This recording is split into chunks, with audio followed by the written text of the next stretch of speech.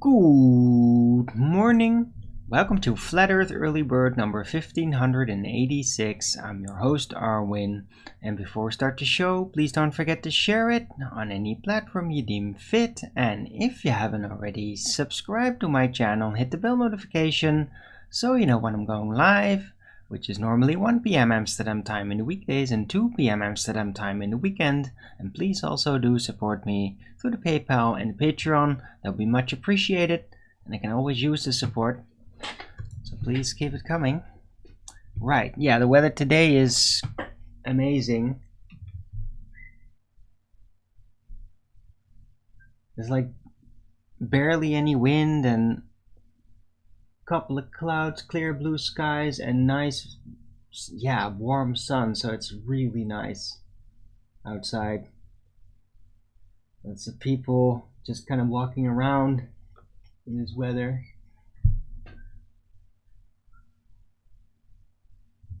Yeah, I've been enjoying that. It's really beautiful outside right now.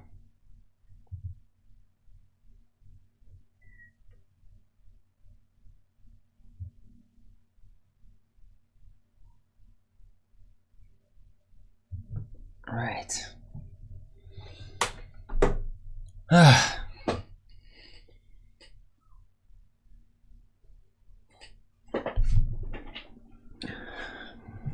Hello, Flatter Sage, first in chat. Good to see you. Richard G, LVA Paul. Good to see you guys. It is Sunday, the 30th of April, 2023. Last day of April. Well, today certainly does feel like it's May. But this temperature is really nice.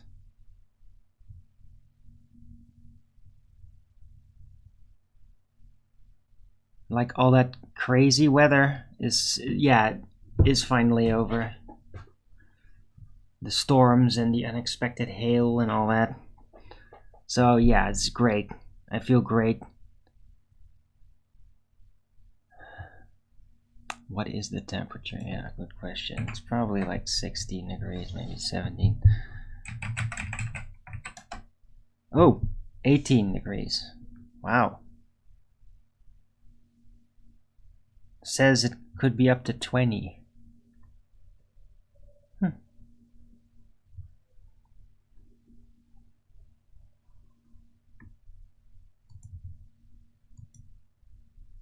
Right. Yeah, it's nice and warm.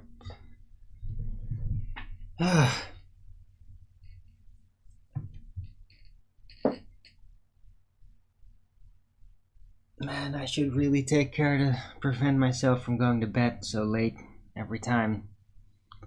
It's not good.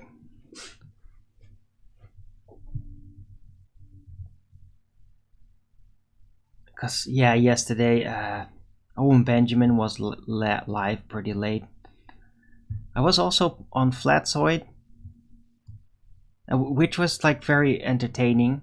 He had like this Dutch baller guy got on there, but it was just like weird. Yeah.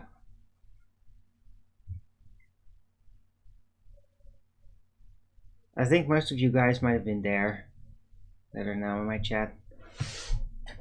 15.3.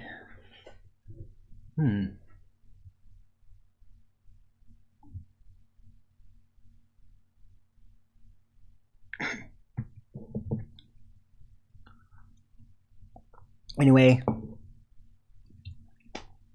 bit late. Yeah, but for me, it's just not good for me. I mean, I can do it, but it makes it harder for me. Like in the morning, I basically miss out on some moments of clarity, which I don't want to. Hello, Zane Solo.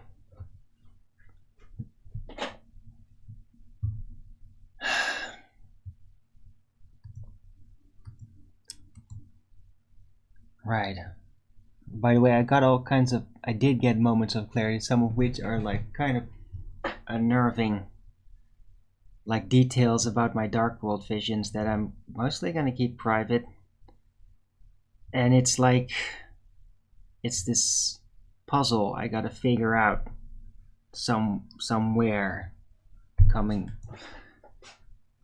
rest of my life.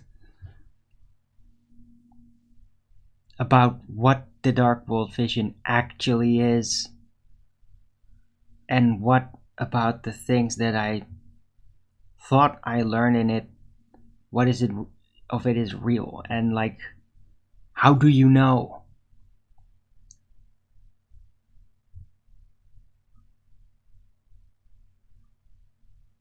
I need more input, especially from people that are like really, I guess, shamanistic and really intuitive, but like on the right, very high level, and not just youngsters. Anyway, so yeah, that just kind of came over me right before the show, which is kind of like unnerving. But I have a lot to talk about in general. Owen Benjamin had a pretty good show, but it was it kind of triggered me because he started talking about physics again and how he's such an expert and knows the scientific method, but then he got it wrong. And like, he really doubled down that he's such an expert. It's like, it happened the last time as well. It's like, dude, I know you're trying, but it's freaking sloppy, man. And I was saying that live in his unauthorized.tv chat, and there were some other guys just calling me a gamma for doing that. I basically said, like, no, you're just wrong. This is the scientific method. This is the words and what they stand for, and like a what is question can't be science. Basically, just the whole rollout of what we've learned over, well, mostly thanks to Quantum Eraser, but just through the whole time of dealing with it and misconceptions about it.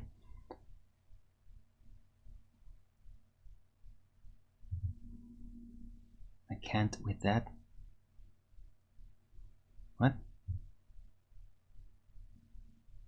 What did he get wrong? Oh, did you hear it, Jared Sanford? Did anybody here actually listen?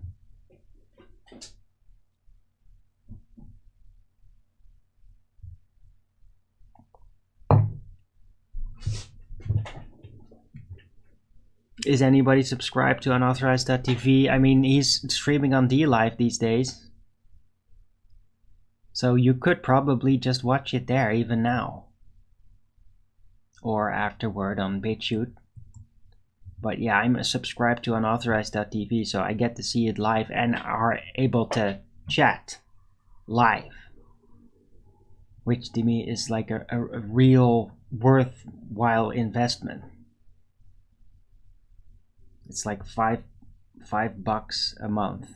Yeah, it's normally against my habit of doing that sort of thing, but I mean, in this case, it is worth it to be able to like early seed. I mean, there's a lot of stuff, a lot of eyes on Owen Benjamin, a lot of eyes. And so by basically doing what I do normally around the chats over there, it gets more seen. So, yeah. Early seeding. It gets more spread. People get to see it more. Right, but it's kind of stupid because, I mean, Owen was really trying, and it was like halfway there. It's just that the whole issue is like, it's so exact, it's so precise, and he just didn't get it right. It was like almost there, but it got clunky, and he just rolled with it and doubled down and like, no, dude, no. Just stop. You are trying, but you're getting it wrong. This is really embarrassing.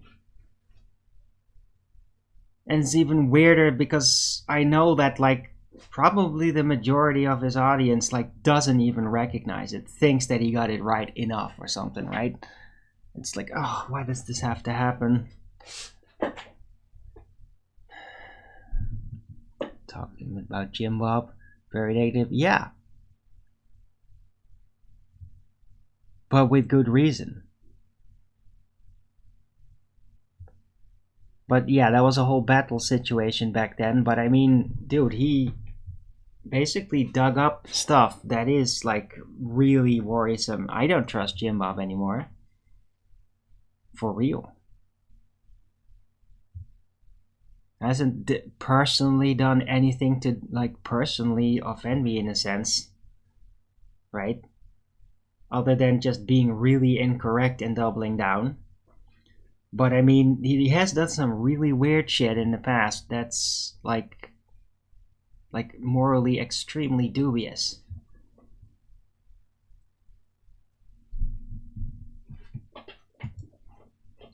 Right? Openly, like that. Like occult shit. And it's not good. So yeah, I am like totally with Owen on that side. It's just that Owen says a lot of brings up great things and interesting things, sometimes a bit weird and whatever, and he makes jokes of things a lot in a very good way, very interesting, memorable way. But yeah, he's like too flexible for cosmogony. I think, or yeah, I don't know.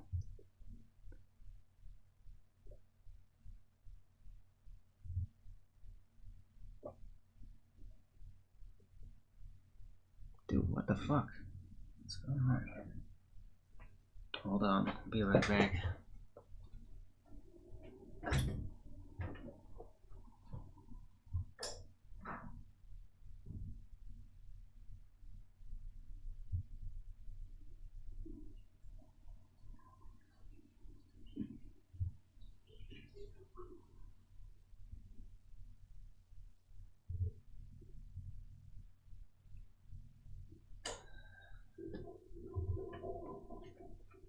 The fuck?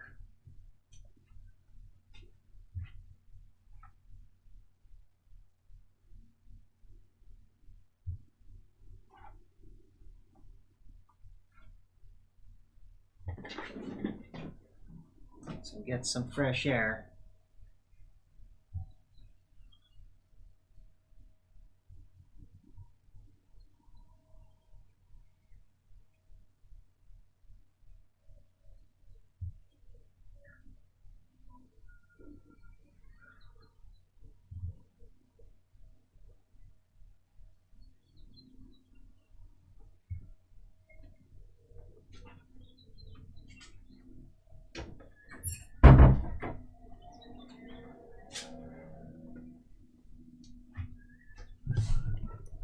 This is kind of an odd sensation.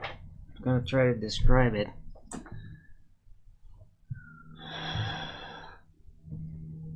It's like tension suddenly becomes less tenable. It might have something to do with my attempts to, well, sort of activate dream walking, which is kind of an integral part for my deeper communication. But I think it might like have a direct influence on, well, some of this sickness situation. It's like it starts to play up, starts to burden, and then that really becomes heavy on my entire overall system. I probably have to like really take it easy. I've been saying this for a while, but I like have to really take it easy and just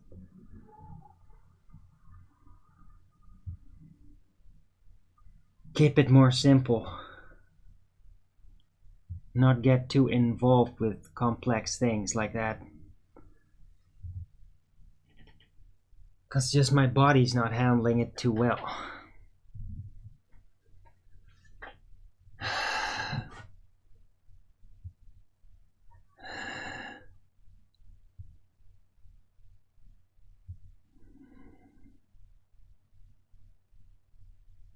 Right, anyhow, that happened.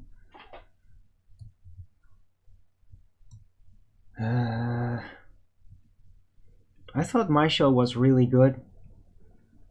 Although it ended, yeah, a bit negative, and that's like kind of disappointing. Like, dude, those guys, was it Zep Tappy? He really just ruined it. He like ruined it for me. My mood was like too bad because the rest of it was like a great show, and like 3 hours on the second. It's really weird how that worked out. I mean, the timing that like OBS gives as to where you're at when you eventually stop recording is off. It's always off for some reason. It's like too compacted. It's weird how that works, or maybe it slightly expands the whole thing somehow. But when I clicked stop stream, it was like 2 hours and 57 minutes or something. And then it just turned into exactly 3 hours. That's like, what the hell? How did that happen?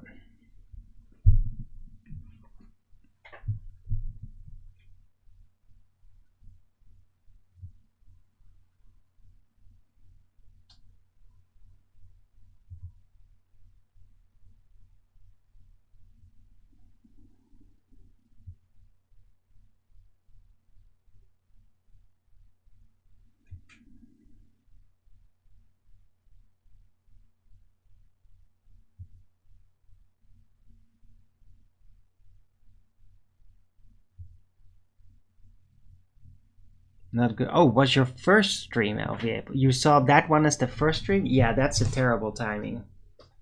That's terrible. It's not very typical of what you can expect with the average show. It was a bit more than average ugly.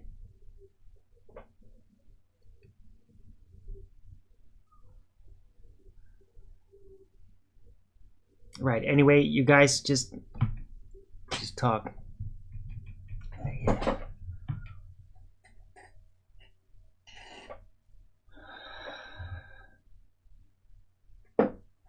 Damn, it's like this.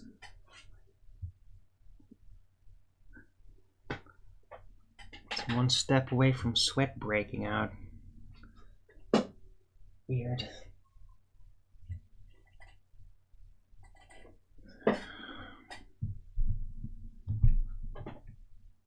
Can somebody just say something in the chat, for crying out loud?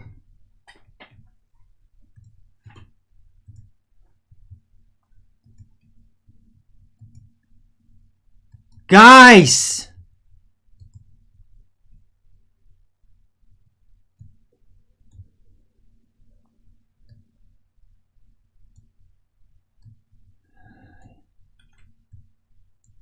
What? Something! How's my sleep? My sleep is great. Although, when I go to sleep, it's kind of tough. I got a lot of stuff going on.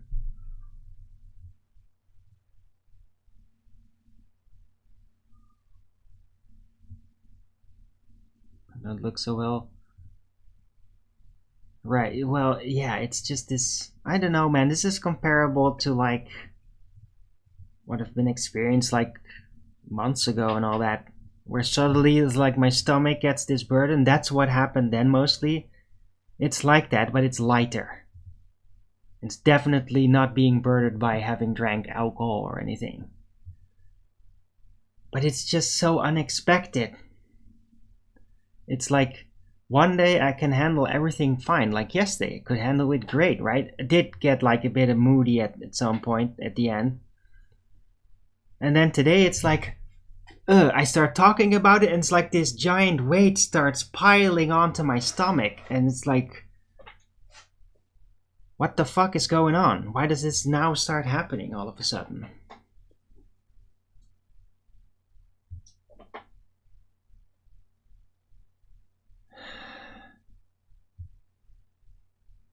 It might have to do with like sensitivity and that it's like too open or something.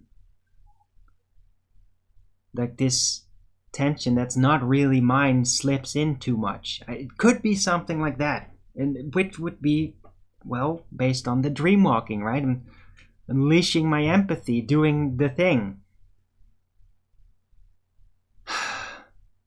But like with a vulnerability when I do it by accident.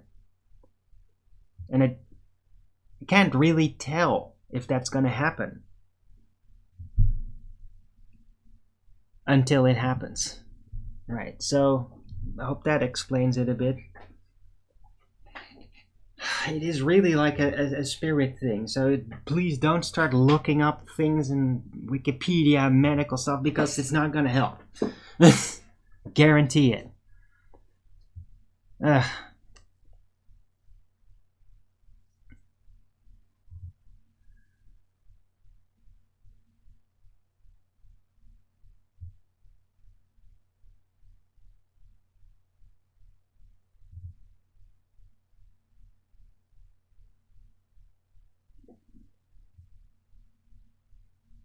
But yeah, I'm still kind of like in the regeneration phase and all that, and it's having weird effects. And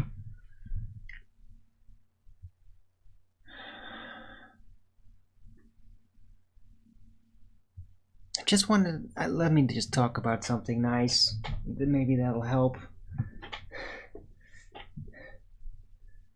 Maybe that's it. I got some dirt. Like earth, good organic earth from the supermarket. I don't know why I'm getting so emotional. It's really weird. This makes no sense. It's just... I got it. It was a lot of effort getting that thing on the bike. And then I got home. And I basically like repotted my plants. And it was so great doing it. It sounds really weird, right? It's why I'm getting emotional. It was so great doing that. And just it made me realize like how freaking... It's almost like I'm in a prison here. That I'm kind of keeping with like that. It's like I want to do more of that stuff. It's like then finally having it done that, it was like I'm just shocked by the joy that it brought. And like I want to do more. I feel really silly for getting emotional for something like this, but it was just so unexpected. Just thinking like, yeah, it would just make me feel good, but no, it didn't just make me feel good, it made me feel ecstatic. And I'm like enjoying my plants with their new dirt, and I can literally feel it. I can feel it of them. It's like, I want more of that.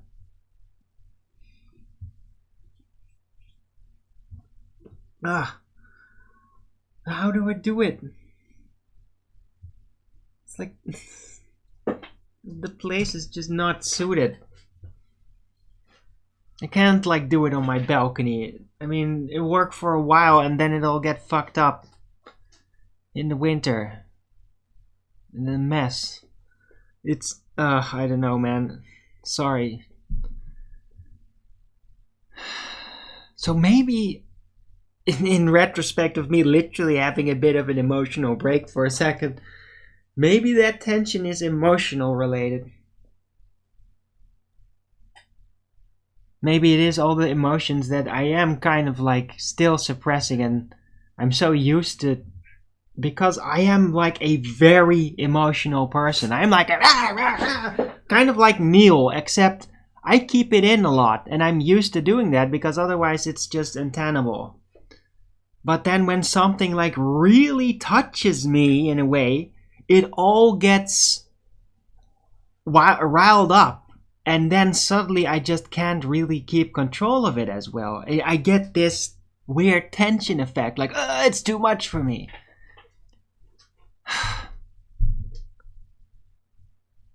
But now that I got a bit emotional, I feel better. I am such a freaking weirdo, man. Do I cultivate tulips? No. I'm not so much interested in like flowers like that, flower plants. It's about herb. I love herb plants, and yeah, I love herb plants. I really love them.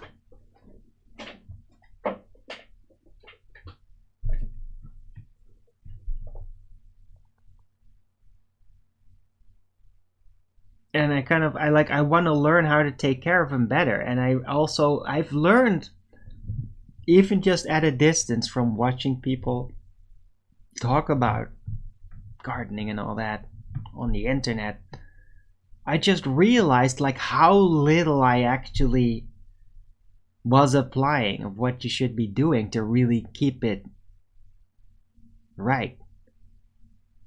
That it isn't just you put it in the dirt and then pretty much everything happens by it. It's just, there's so much more I can learn to get better at this. And like I feel this, like I want to do that. But I'm not properly in the position. So I have to settle for just potting some plants for now.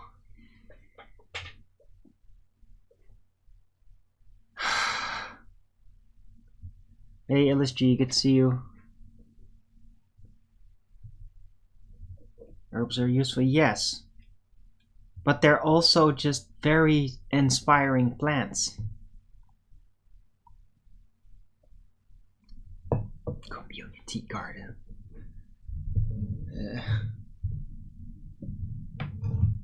Yeah, it's not the same.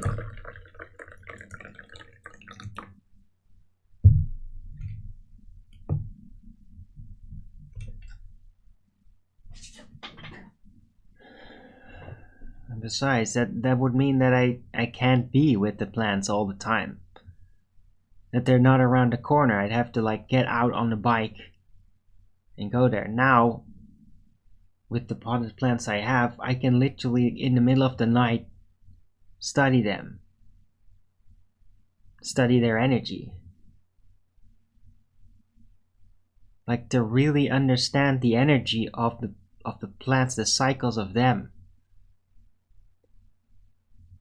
On a visceral level, right? And like with a community garden, it's gonna be somewhere else, and then it's like, oh, I'm really curious to do that, but I won't, because then I have to get out, get all dressed in the middle of the night and go all the way there, and who knows what I might bump into in the middle of the night. Like, no.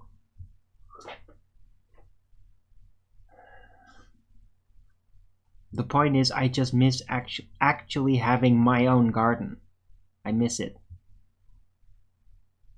I was getting like halfway there with my ex, and then that all stopped. No more garden.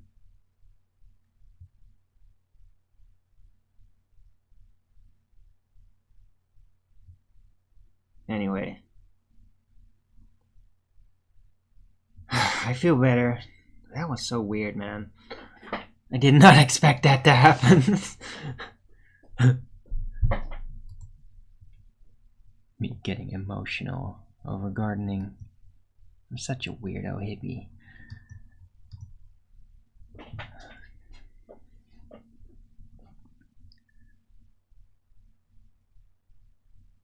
Growing beans. That's hilarious. Yeah, sure. But also like tomatoes and chili peppers. Great. And basil and oregano. And like little cucumbers. Those are awesome. Like little tiny cucumbers. Fresh, right off the plant. Oh my god, so good. I mean, that's living candy. It was a great time. I really miss that.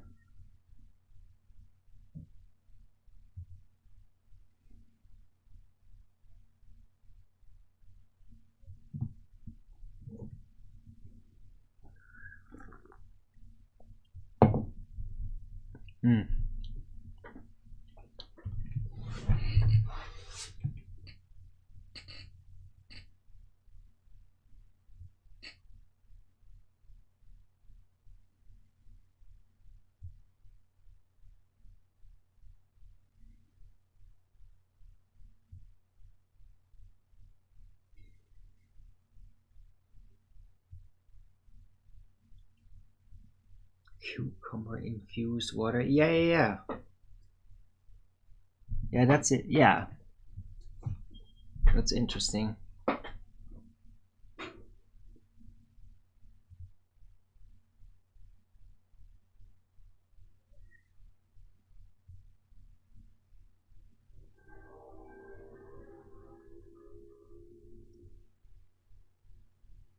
Gets even better if you also add a squirt of lemon, add a bit of honey, like with cucumber water. I mean, that's amazing.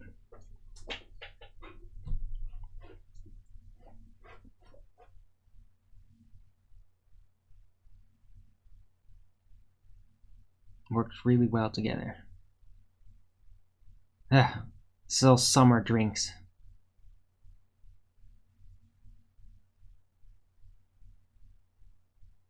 Right. Yeah. Yeah, you can add cucumber if you like that. I mean, some people are really off put by like the typical taste of cucumber.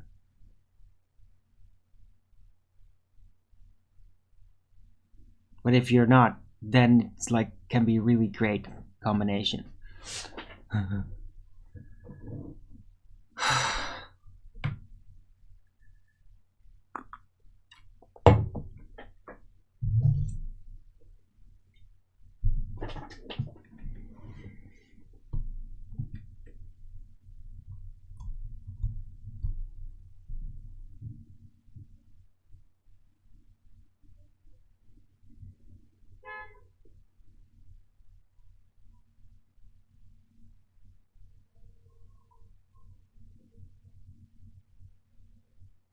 Right, but anyway, the overall conclusion from doing the potted plant thing and me getting emotional is I have to do stuff.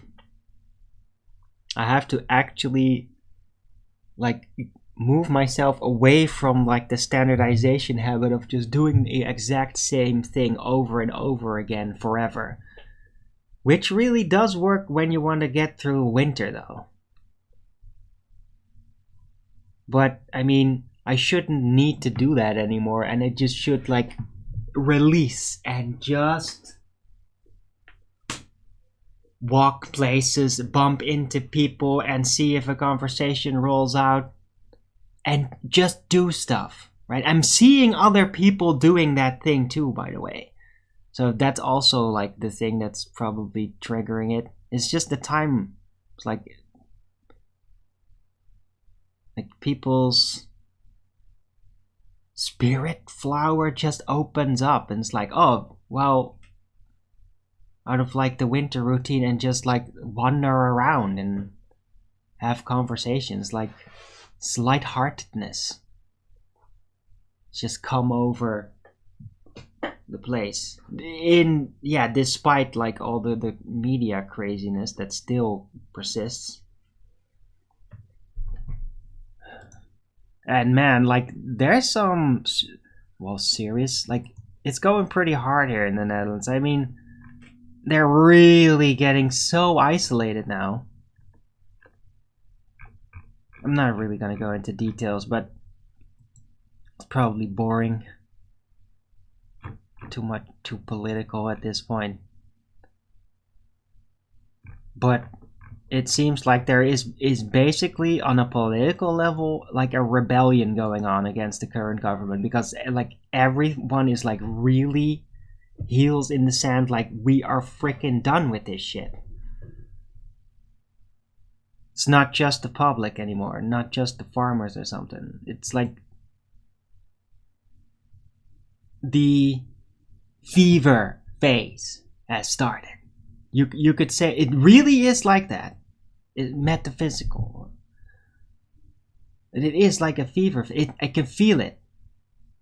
It's like it gives a bit of hope in a way, because it's like, so they're not just gonna leave it like that forever. Like, is it really like are they finally gonna get ousted? Everything they've done, which is now like fully exposed, and they are already engaging in like basically lying, like provable lies. So, and trying to insert more ridiculous climate cultist propaganda and all that. It's like, it's really done, and I really wonder if this is enough. Like, is it, the fever started? Is it gonna be enough? Right? Is the fever gonna do it?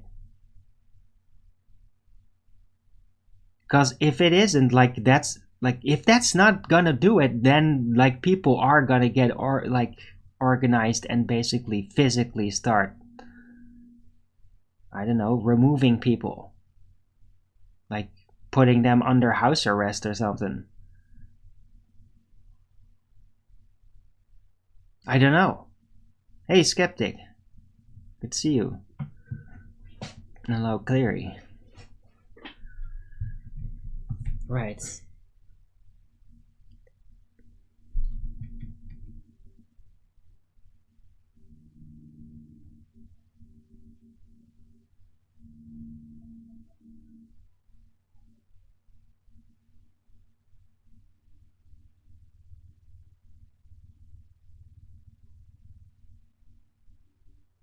Cleared up X amount. Okay.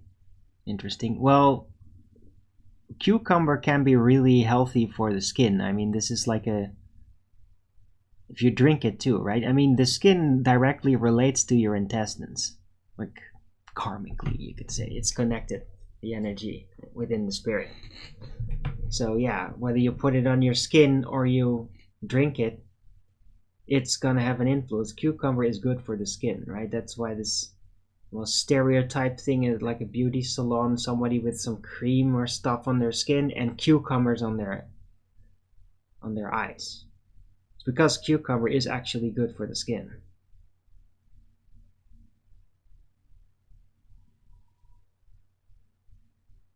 So if you just eat it, yeah, it can have beneficial effects on the skin, even from the inside out. Anyway.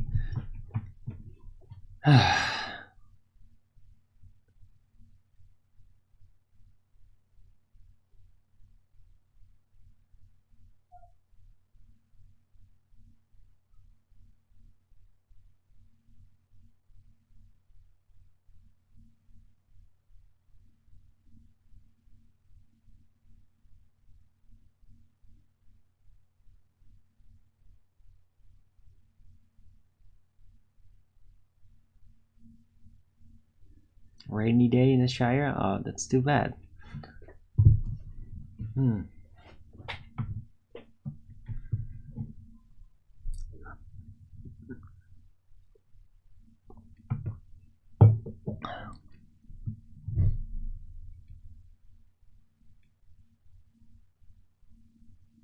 Right.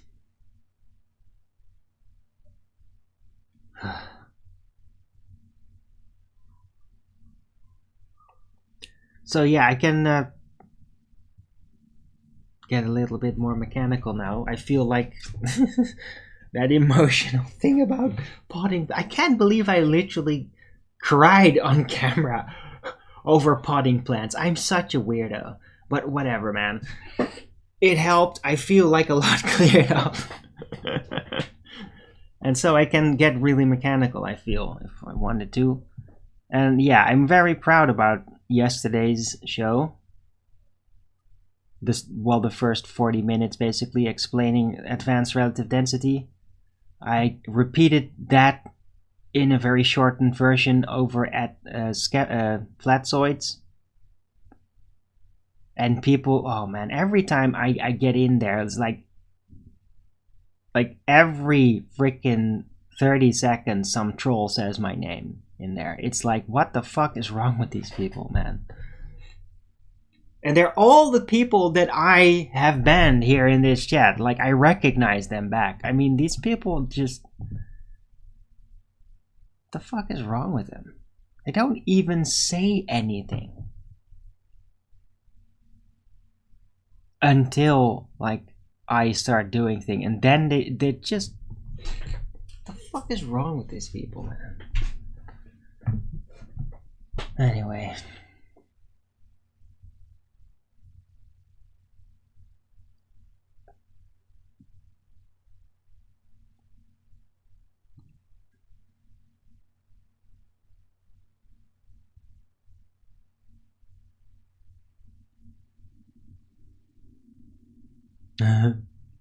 Okay, Elise.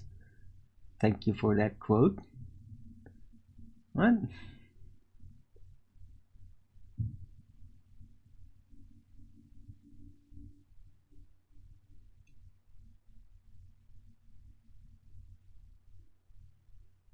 Injecting Jesus into the Old Testament?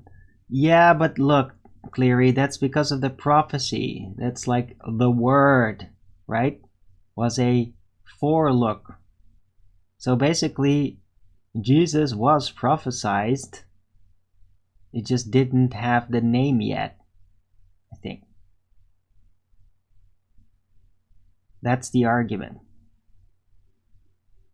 And so even though there's not literal mention, it's like they already knew he was going to be there, and it's like even argued apparently that, oh, it's like he was there, like the word was with God, like before creation. That's what that all means, supposedly. It's all very, very, well, esoteric, and it's like, yeah.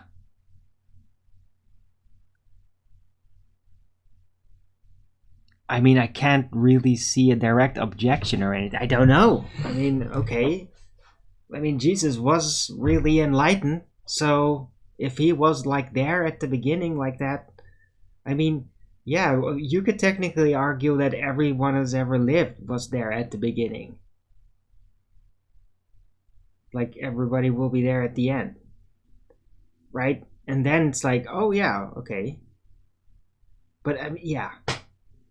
But when they say Jesus was in the Old Testament, he was mentioned. He wasn't physically there, unless they start reifying the God that like the Jews communicated with in the Old Testament was literally the Jesus that didn't have a body yet. If they're gonna go that route, yeah, then they're just like being overly idolatrous.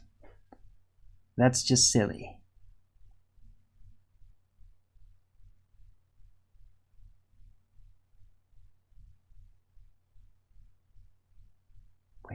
What are you talking about?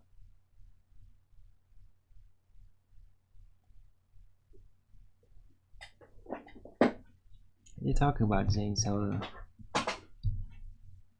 You talking about just a regular appearance, or some pre-appearance? Zen Buddhist, more than okay.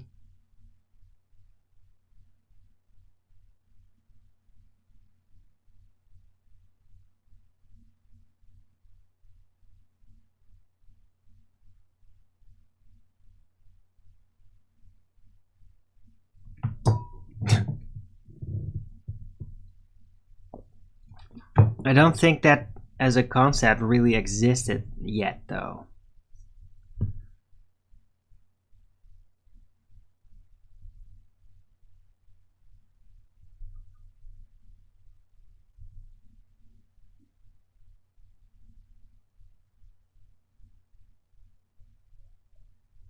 Oh, right, so yeah.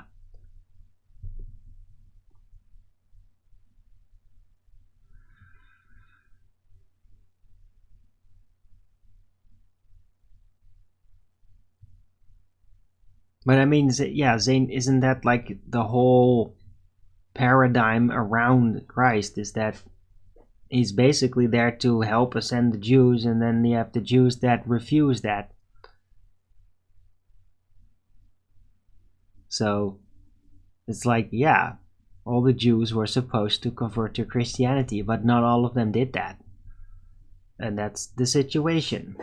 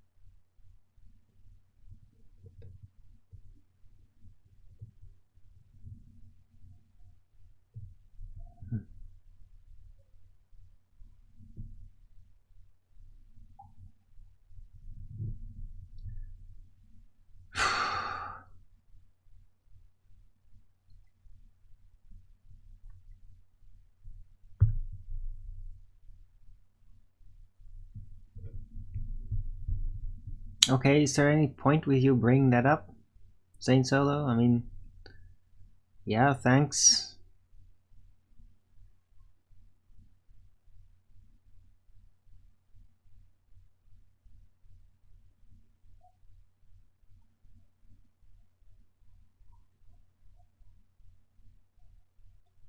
It's not like he didn't expect that, by the way. He's said that that would happen. So, you know,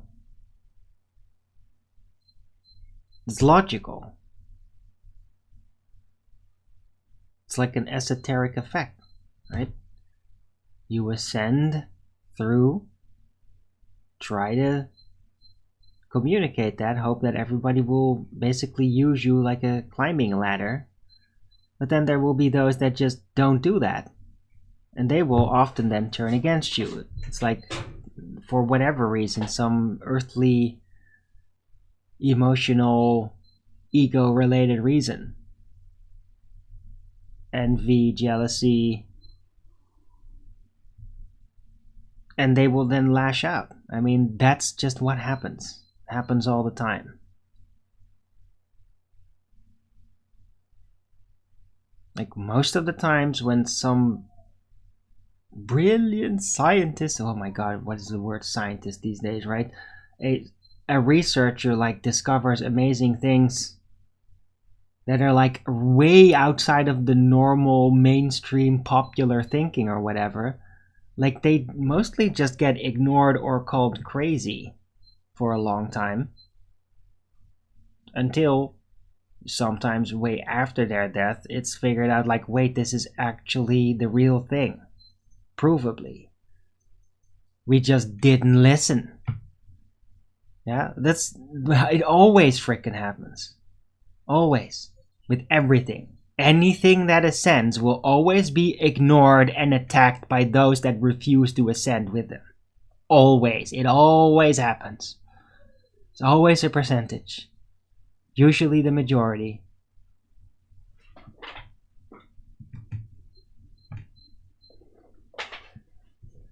The hacking, yes, LSG, it was embarrassing. Even, dude, he was trying and then he just made a gigantic mess of it. I don't know why. I don't know why he does that. Is it just that he was over courageous or something? Or is he just playing with us? Is he trying to trigger us or something? He could be doing that. He could literally be just doing it wrong on purpose to see if we all get triggered over at the Flat Earth debate so he can start attacking us. Because I don't think he likes us with our attitude.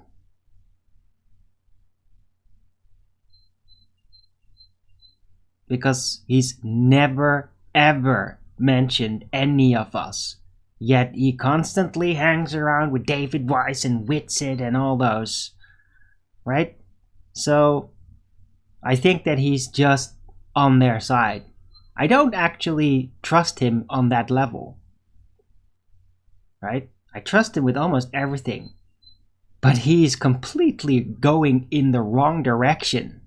Hanging around with these guys when it concerns Flat Earth. He's falling for Flat Earth Society 2.0. It's very popular out there and he's helping it. So he's going against us because we're just a bunch of gammas. Maybe. I don't know. He never addresses it. But he loves addressing David Weiss and Whitsitt and all them. Loves all the nonsense. And he gets the scientific method wrong and the Coriolis effect butchers it, and yeah, it's a gigantic mess. And I was quite triggered in the unauthorized.tv chat during that live stream. And I corrected him. Every step. He was just trying, and he was genuinely trying at times, but he just fucked it up. He just got really sloppy.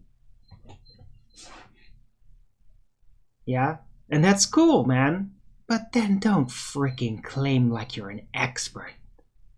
You are not. So unless you're specifically for the reason of triggering doing that, I suggest you stop saying that. Because you're not an expert. You have a life. Yeah? You shouldn't even have to be that perfected at it, because that's usually reserved for people that have no life, like myself.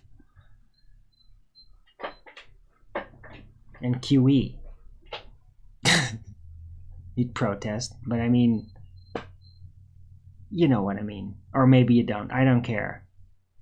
Point is, he got it wrong. He shouldn't claim he's an expert unless he's like specifically trying to get on the nerves of ballers or whatever. Or us. The Flat Earth debaters. Well, if that's the reason, you're doing a great job, man. You're certainly triggering me. Right? Triggering me to correct you. Right? With good intent. Not to just say, oh, you're such a stupid idiot. No, it's embarrassing. It's embarrassing when your leader fucks up that way, right? Spiritual leader, in a way. Through the streams, through the Bertaria culture. He is. He's the king. When a king fucks up like that, it's fucking embarrassing. Especially for the people that have expertise in what he is fucking up with. And he was.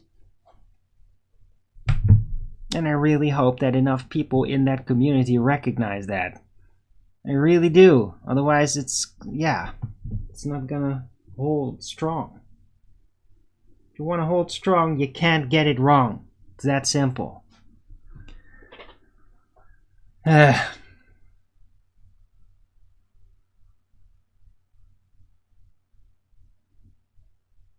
Once against Effie, no, Zane Sully. He's not against Effie. He was just really put off by Savonye Gamas. Like, oh, you don't know the truth? That means I'm better than you. Like, he was really put off by that. He never was against Flat Earth, Zane Solo. That never happened.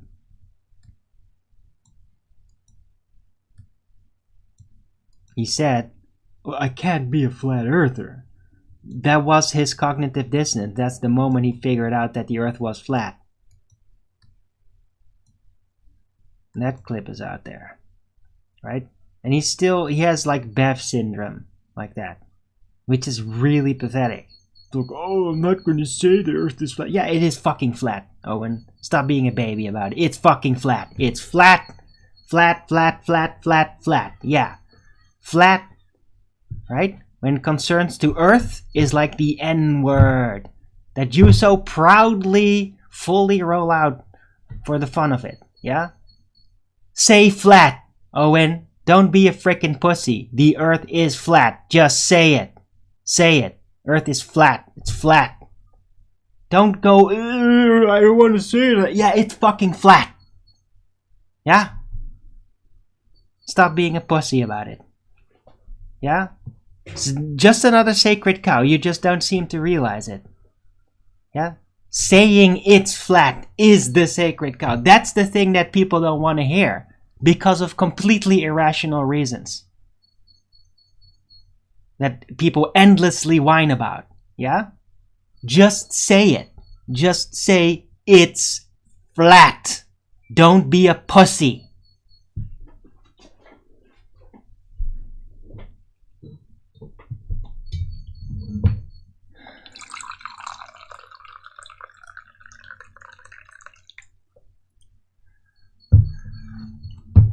I don't know what it is.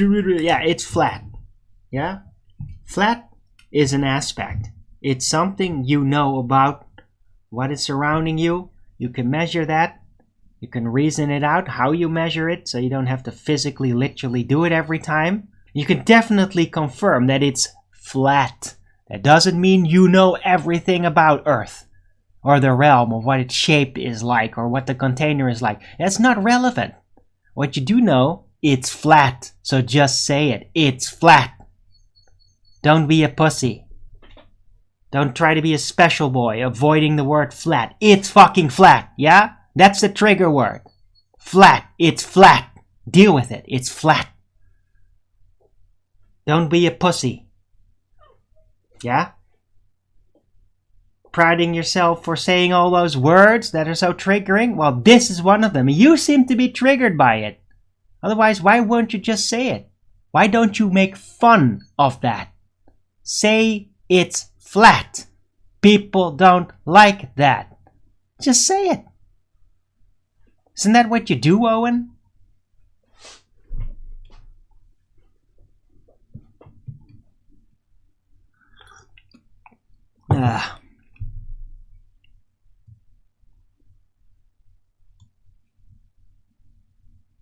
Definitely not flat. Oh, here's the ball tart again. Yeah. Your days are numbered here, Moxie.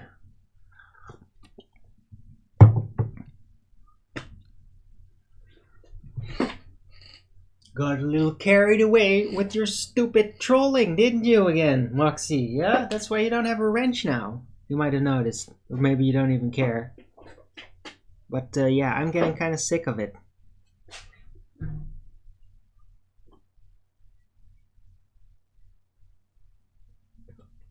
You don't just get to hang around here and pretend to be friends when in other chat rooms, in Hangout where I am at, you talk shit to me in chat. Yeah? You don't do that. You're not welcome here if you do that. It's not laugh-worthy. Moxie?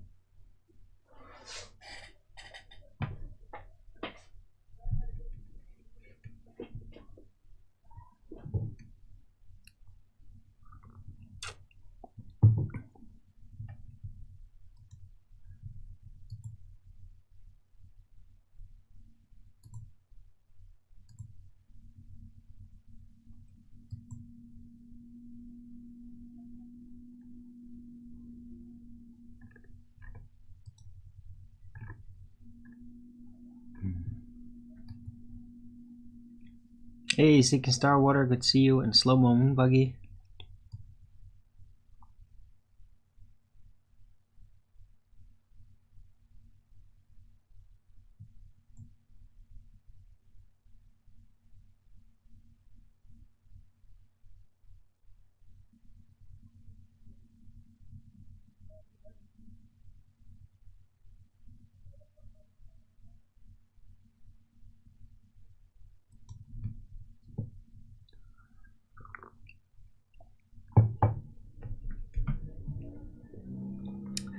Right, anyhow.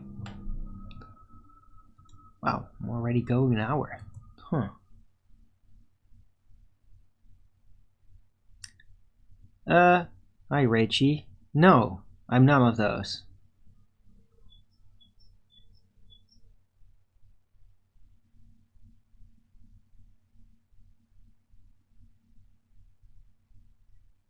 Did you by any chance watch my video?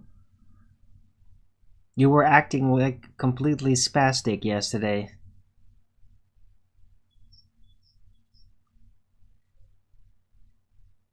Over at Flatsoid. Seriously, Rachie, that was ridiculous.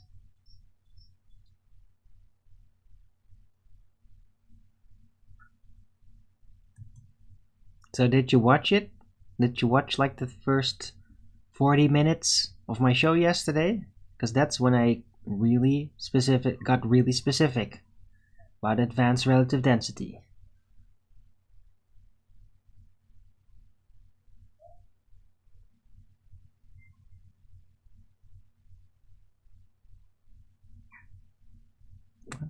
Little tiger bear, what?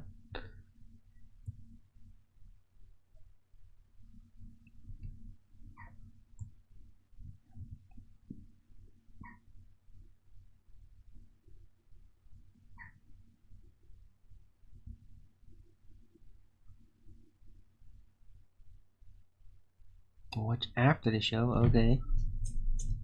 Retrograde motion.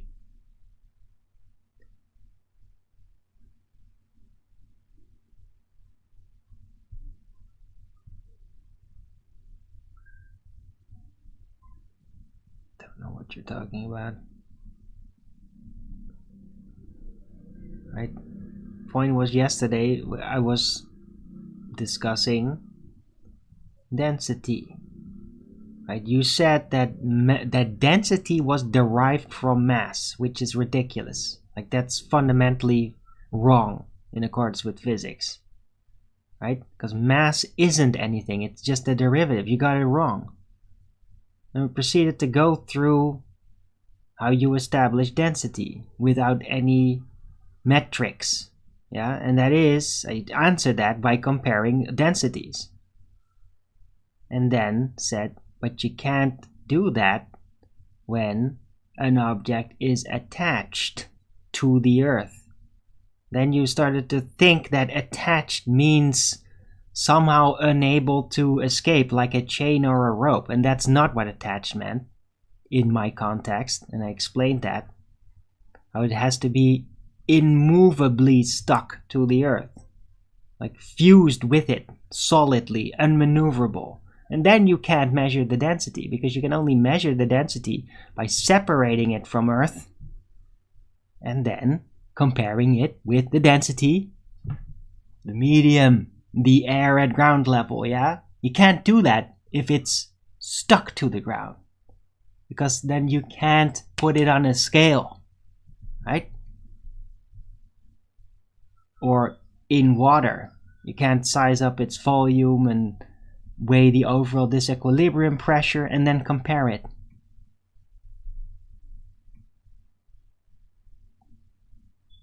Different, yeah, no, yeah, but it doesn't matter if we have different definitions. I was the one that brought up the word attached. You misunderstood, I corrected you, and then you proceeded to move on with the misunderstanding anyway, into territory that was not relevant to that entire discussion. Right, G? That's what you did.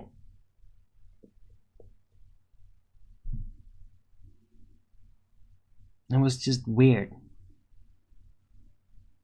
You didn't just concede, correct. You just automatically rolled into some other stuff that didn't relate to it. It's very confusing and kind of agitating.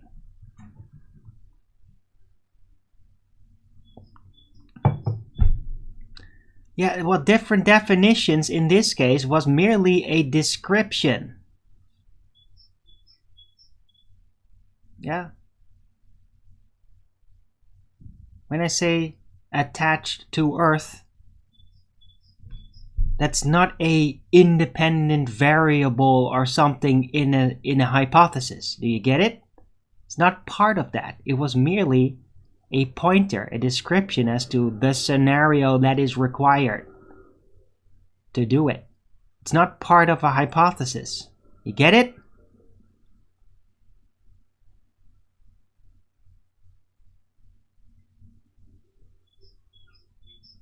Yeah, and if I then get it wrong and then I re-describe it, you don't just ignore that and then use your own interpretation to continue the discussion. It's really weird when you do that. It's very confusing. It's like you're ignoring something.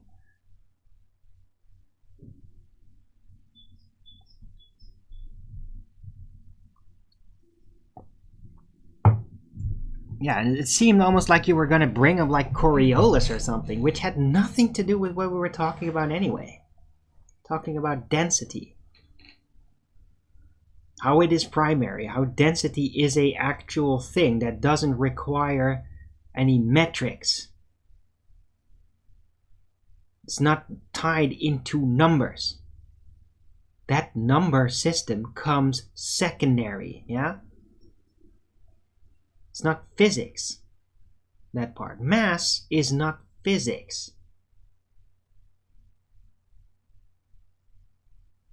Right? It's not a phenomenon. It's not a thing. That's important to know. Why? Because mass attracting mass as a hypothesis is complete bunk. Because of this. Because mass is not actually a thing. It's a derived concept. Secondary. Unlike density, which is a directly provable thing. You don't need metrics to do it. You just need to compare densities. But in order to do that, whatever the density you're measuring has to be not attached to Earth. Otherwise, you can't actually confirm through measurement the density.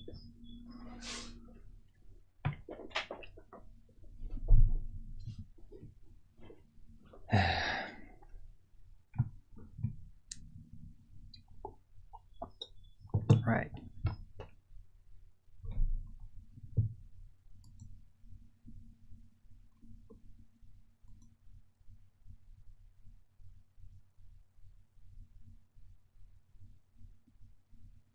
Yeah, it's okay, Reggie. Thank you. It was just frustrating.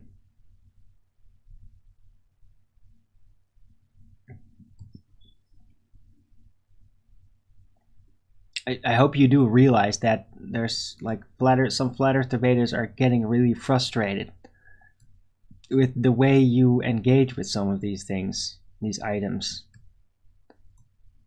Because it makes us feel like you're continually falling back in your understanding, back to like colloquialism and such, making mistakes, and that's annoying.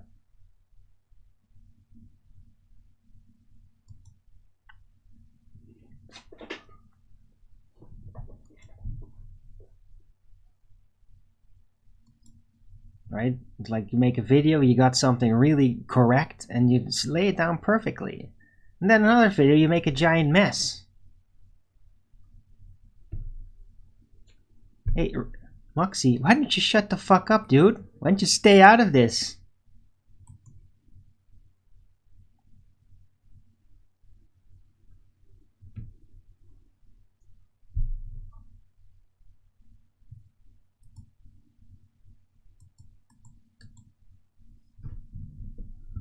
It's nothing to do with opinion.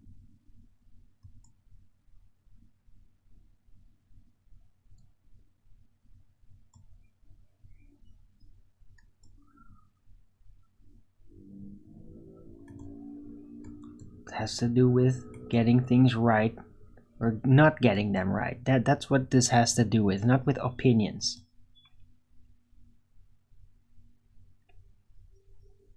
Feel the same way about some of me. Okay, with what? With what then? What did we get wrong that annoys you so much, Raichi?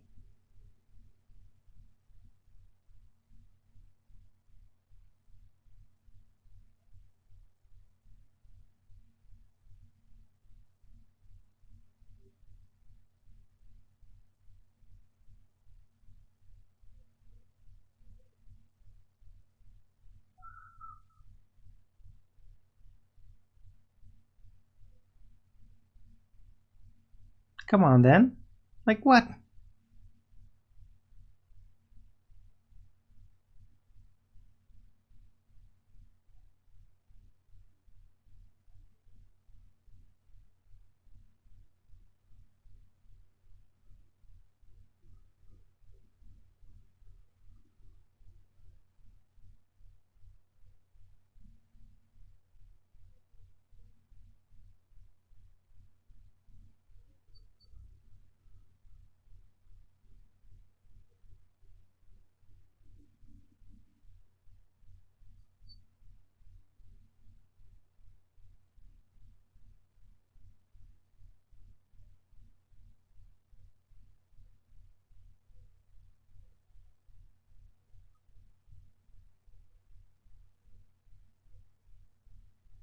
Trying to explain why you think that. Yeah, but Rachel, have you ever considered that I would probably already know if I'm going to object, I'll probably already know why you're wrong. What you thought.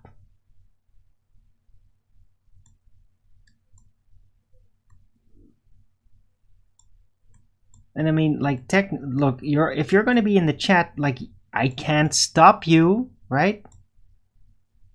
You're still gonna explain it anyway, your thing. But if you paid attention carefully, you'd realize that there's no point to doing that. Because I already addressed it. Went off in a tangent. right? That element, you going off in a tangent, is the part that's frustrating.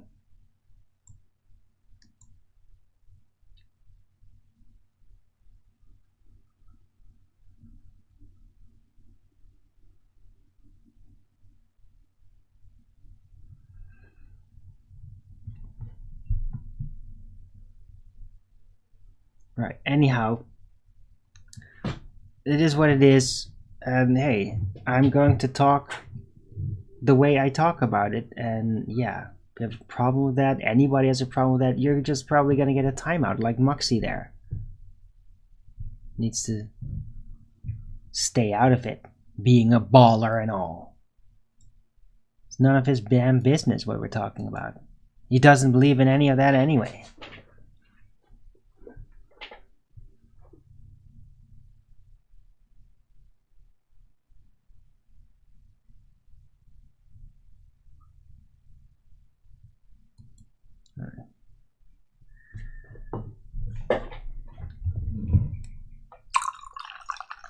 Right. Anyhow, advanced relative density. If you haven't watched it, go watch my show yesterday, the first 40 minutes at least. Maybe skip like the last 10, then you have a really great show. Because I explained it very elaborately. Like, the whole thing. All of it. Like, why Einstein said accelerating upward. How you should regard that, and how you should definitely not regard that. Right? Some things mathematical. They're like a piece of engineering. And that's very handy if you just think of the Earth as a realm that's accelerating upward. It's very convenient. It isn't though. It isn't actually that. But if you just think of it like that, then yeah, you can make a whole bunch of math work with a medium within a medium within a medium. It's really interesting. But it isn't doing that though. Yeah, and also it doesn't disprove relative density at all. It's just medium within a medium within a medium, moving. And the axis, everything that's in each medium is going to realign itself based on the preponderance of forces applied to the whole thing. The totality of it. Right? Starting with, in the stationary first container, the realm, which is stationary, assumed to accelerate upward, assumed to have that force happening. It's not literally accelerating upward, but that is how you should calculate it. Then you assume that, start to apply things moving within the medium, and that might be their own medium with things moving in them, and then you can literally apply relative density in a fractal manner, medium within a medium within a medium, all revealing the density alignment axis shifts based on applying of forces. It's just what it is. And it's really complete. It's a complete system. It's a foolproof, locked, complete system. You could work to the microscopic level and it will still apply. Because it always applies on every scale.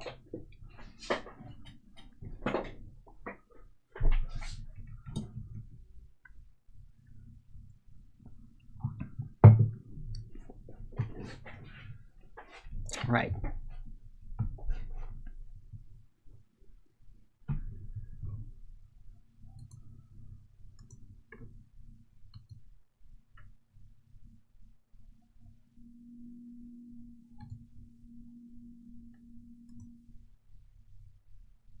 So I hope all of you guys got that. Wish I had more feedback about this. I mean, it's not often that I like really lay down like an on the edge development of a concept like that. And this is it. This is the finalization. This is relative density maximus. It's the full fractal application of the scientific concept that is proven. right? Now, advanced relative density in itself is not hypothetical. It's not a experiment. It's merely the applying the knowledge of the result of the experiment, right? So it isn't science.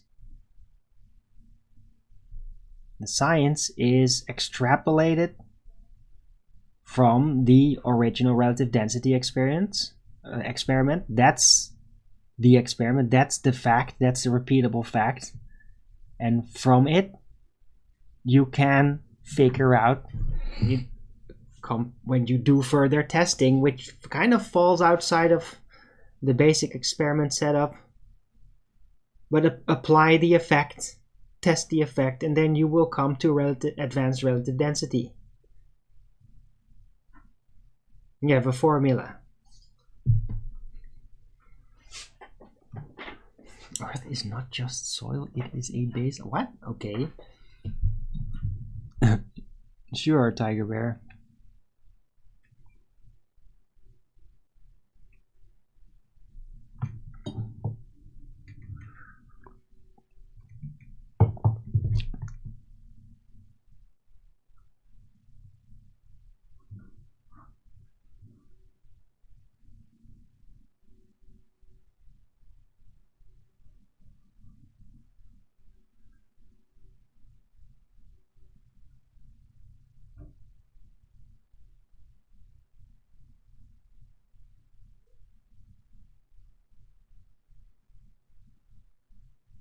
Haven't heard? Yeah, because there is no mention of it. I finalized it. It's the conclusion I have. Right? It's the extrapolation of relative density. And I just called it advanced relative density. That's literally, I did that. I called it that because it is more than just the basic relative density concept, which always works in the stationary setting. And then as soon as you start moving things, yeah, then it gets a little weird now, doesn't it? It's like, yeah, there's things happening and you can't just straightforward explain it just with the basic premise, right? Just with the basic hypothesis setup that you're using for the experiment. It doesn't just work anymore, and people's excuses as to what's happening is often just kind of convoluted. Well, relative density, the advanced version of that explains medium within a medium, and the backdrop mechanical assumption of Einstein accelerating upward, not literally but mathematically, that fixes it all. It explains how the axial the density axis shifts and how when force applies to it. When a medium starts accelerating, what happens? It's all very basic. It's just been kind of poured into by heliocentrists into this nonsense everything's relative bullshit.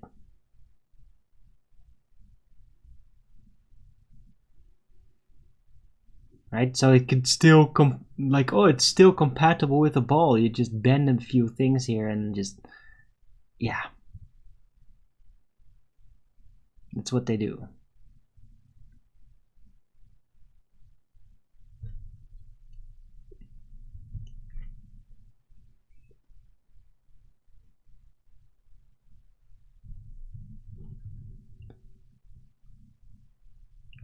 Right, but I'm glad I was able to bring that onto the scene. It's important. It'll fix everything. Like, it does away with gravity forever. Because you can literally figure out everything with it. Everything. Every piece of passive displacement that may happen.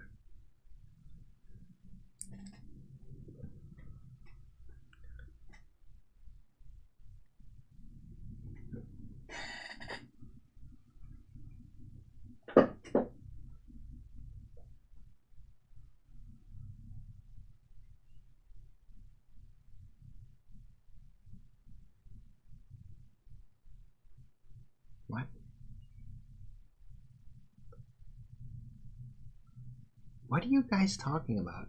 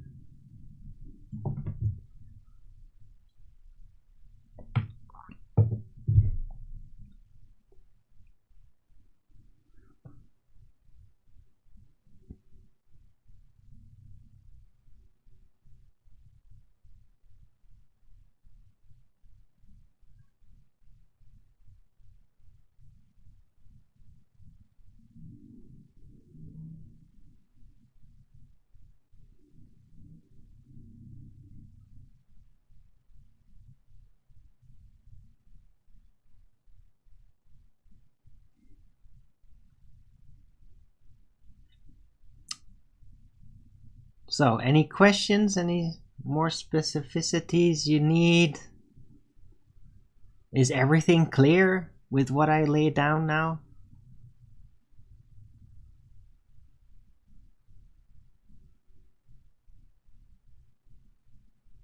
Understand the concept of axial density or density disequilibrium axial density shift?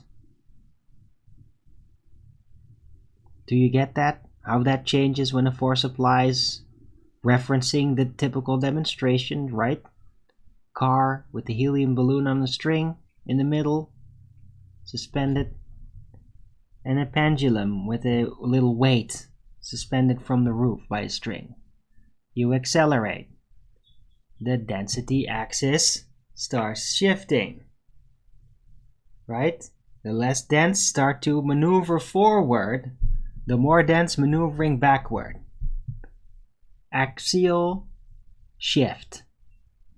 Because the whole thing before was stationary, so it's up and down, now the medium is moving and a force is applying to the whole thing. Well, guess what? That force of the acceleration combines with the force of the stationary situation, which is as if it were accelerating upward, and combining will create this axial density shift. It's that simple.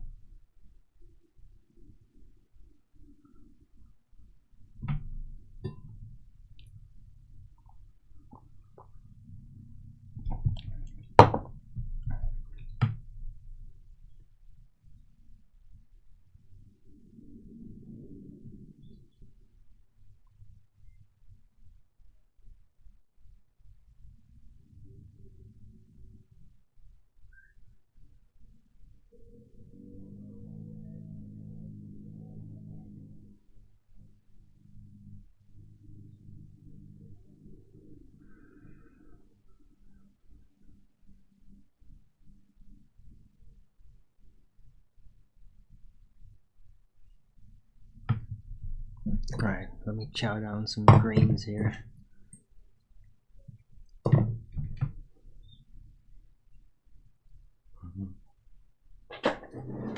Oh, yeah, I got a bee resident, by the way. That was really cool. Like the bee thingy, the bee nest thing. A bee moved in, like there was a clay door on it. It's really cool. It's amazing, like that thing has been hanging there for almost 10 years and bees still just go in and out it. Every year there's always at least one bee in there. Really cool. Anyway, be right back.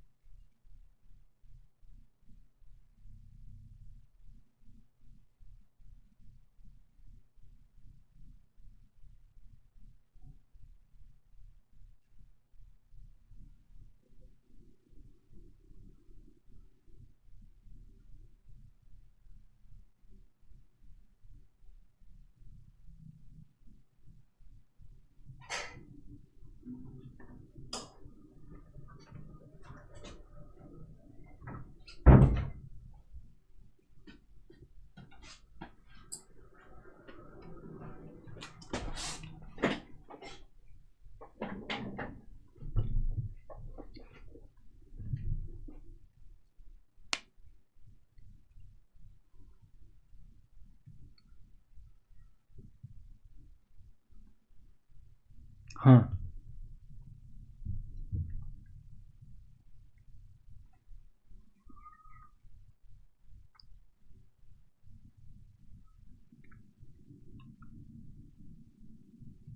Oh shit.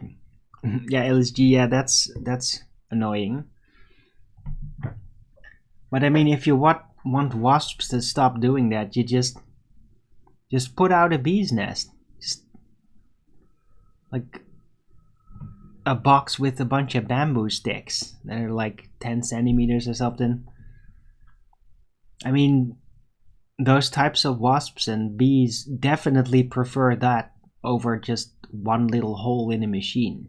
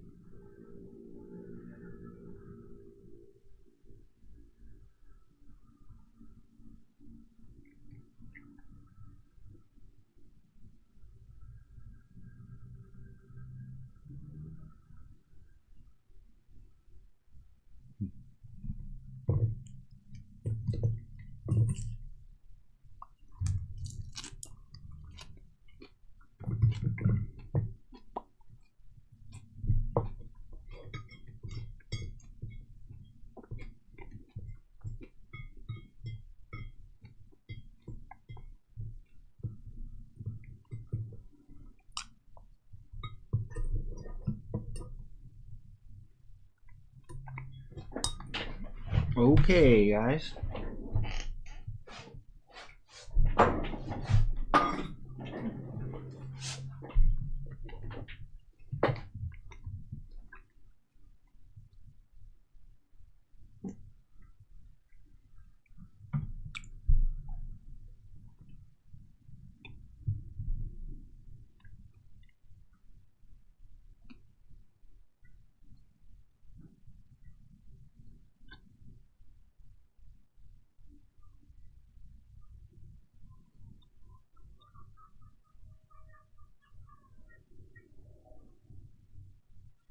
Hey, Ellen Nordstrand. Good to see you. You finally made it.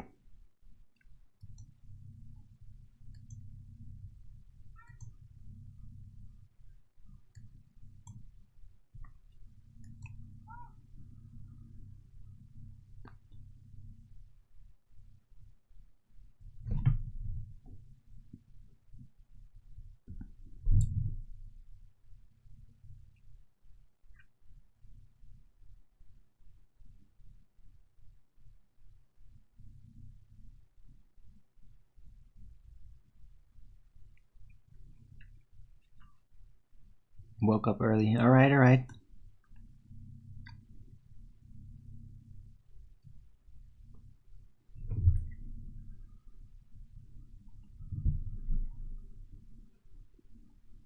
Yes, absurd. Akumu fire. I heard about that. I mean, God.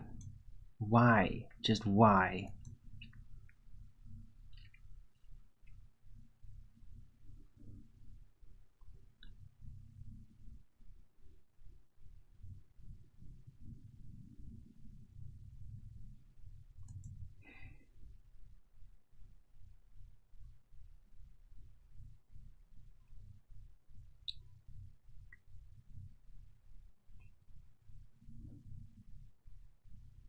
Is it cool though, Raichi? I mean, it's cool if you're into like necromancy. They must be designed. Oh yeah, that's for certain. Of course.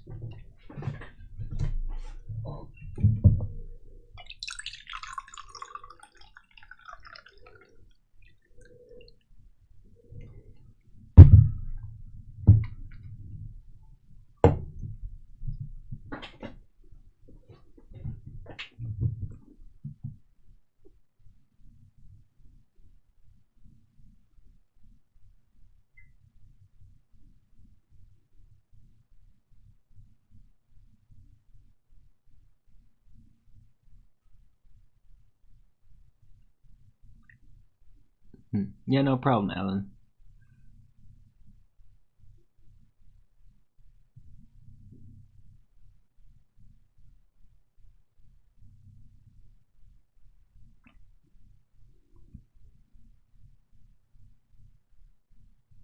Okay, yeah, I get it, Rachie.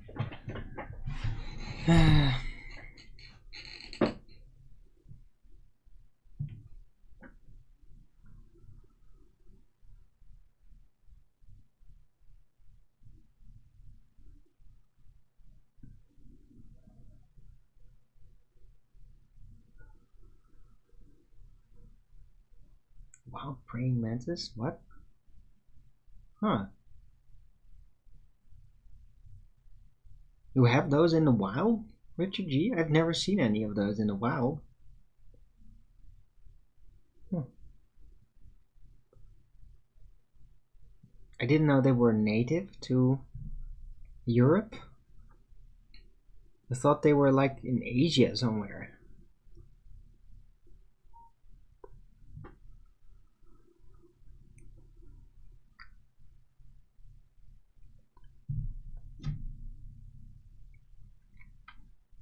Where did you see that? Canada. Hmm.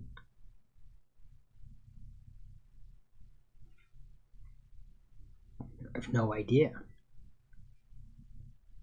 If they're, yeah, I don't know much about the wildlife in Canada and what's supposed to be there. Sounds a bit cold.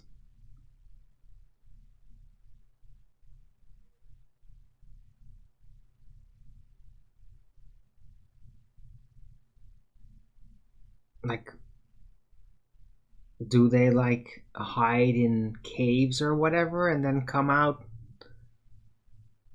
during the summer? Because, I mean, it must be pretty tough to live like in a land that freezes regularly when you're a big insect. I mean, insects don't really handle freezing all that well.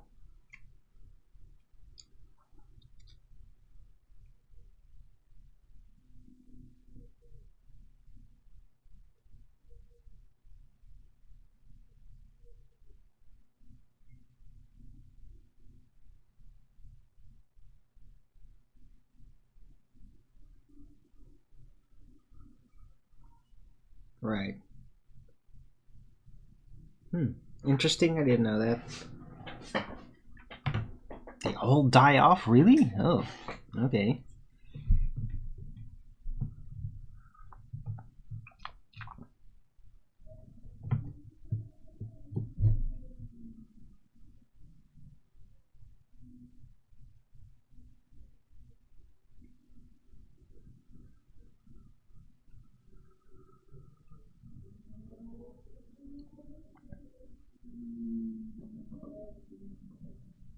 Because of the cold.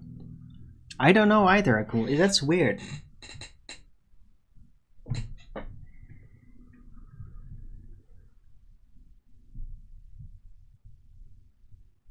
I mean, in a way, it is kind of logical because, well, if a bug is really small, it's more vulnerable, right? If it's bigger, then it could potentially handle more cold, I could say. But it would still be tough because, like, if you're a tiny little fly, it's just like a little bit of frost and you're just immediately gone. You're not gonna flee anyway, just immediately gonna die, freeze to death. The bigger insects might be able to handle a bit more and, like, attempt to seek out less cold places.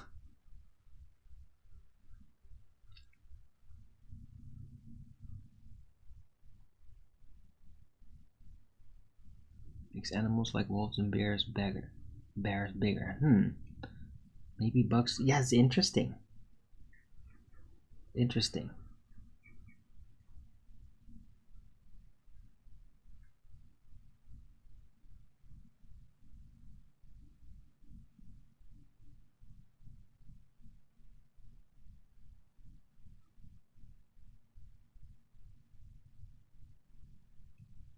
But then there's like another weird contrast, and that is that, like, in the tropical regions, which are definitely warm, there are really huge insects, though.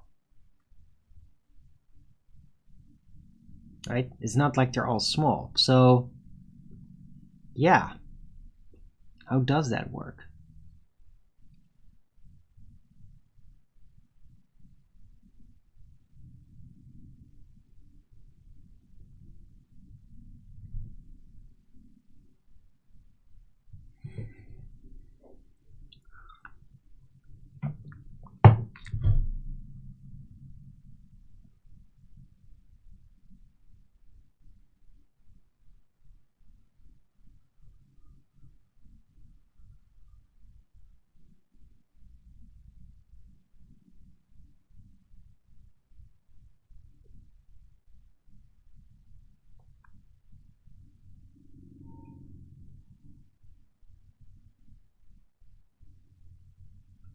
Hmm.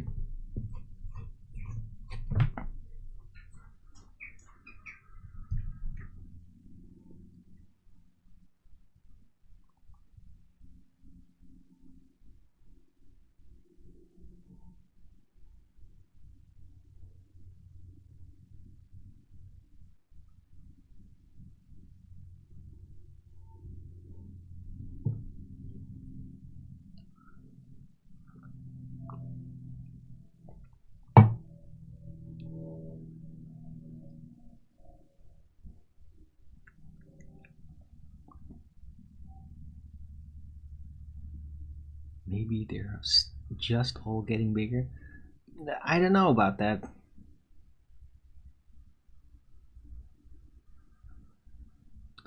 But I mean, I think technically also there's not, like, bugs technically don't stop growing, they just eventually just die off. I don't think, like, bugs typically have a growth limit on them.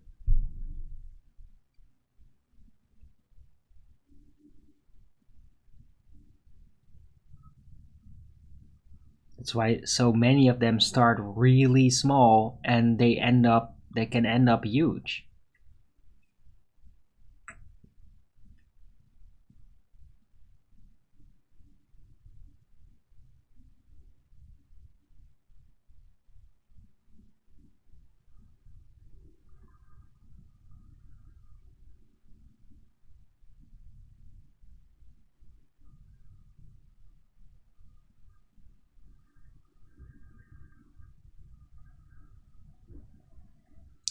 Yeah, that's a good point too, Akumu virus. But yeah, that also counts with pretty much everything.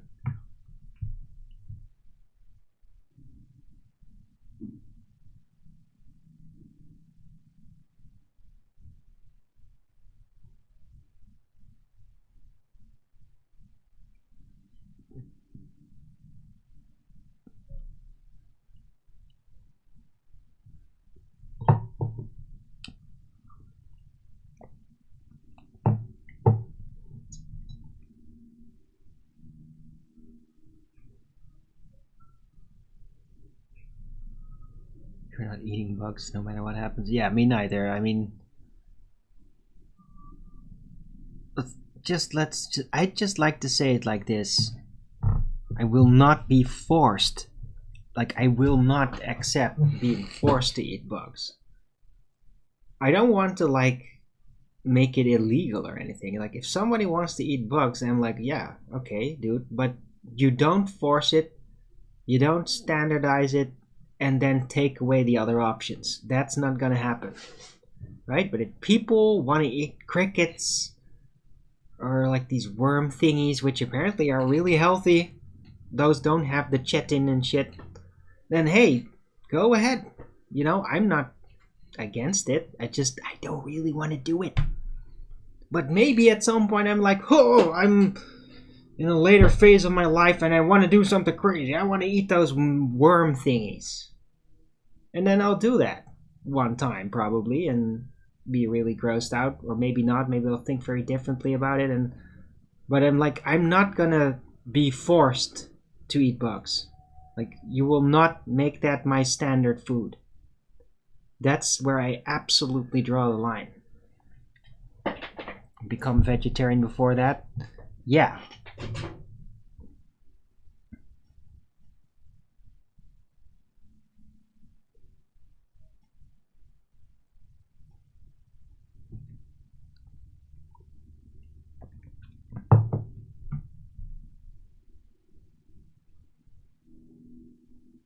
For do the woods with a fishing rod. Right. Yeah, but it's probably never gonna come to that. Right? As long as you don't allow the governments to bully away the real farmers that actually do produce the real food and the meat and the milk and all that, and cheese. As long as you don't allow them to bully them away or bankrupt them with ridiculous fees and taxes, then you should be alright. It's only if they succeed in bullying them all away, that's when they roll out stupid bugs. Because there's nothing else. That's how they want to do it. Right? So just don't let that happen. Pretty much at any cost. I mean, that one is definitely worth going over into a violent revolution for. I mean, to stop that, right? Them taking down farmers, that's worth a violent revolution in order to prevent that when necessary. Definitely. Definitely worth it. Right? But, I mean, preferable to avoid so that it doesn't have to come to that. Definitely. Right? Nip it in the bud.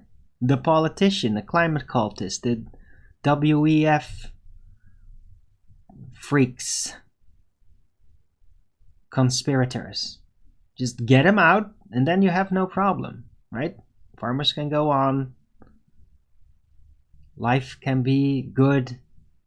Food can have quality. And you have no problem. But if you can't prevent your fucked up government from destroying your food production from farmers, then yeah.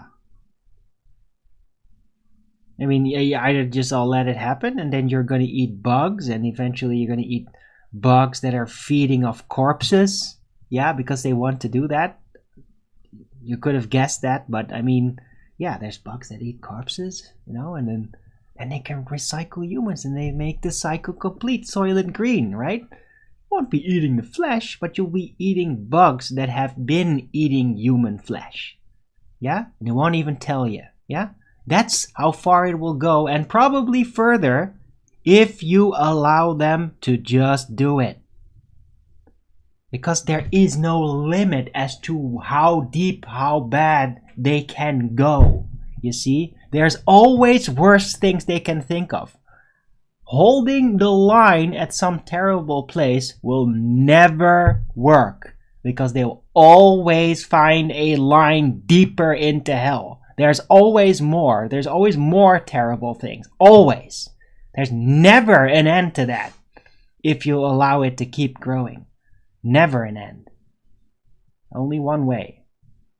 Dead halt. Finish it off. Just say no. It's really that simple. Just say no. And hold that line. At all cost. Just say no at any cost. Any cost. And that includes like psychological torture and confusion, which they will attempt. They will attempt to drive you crazy so that you don't understand anything anymore. If they could.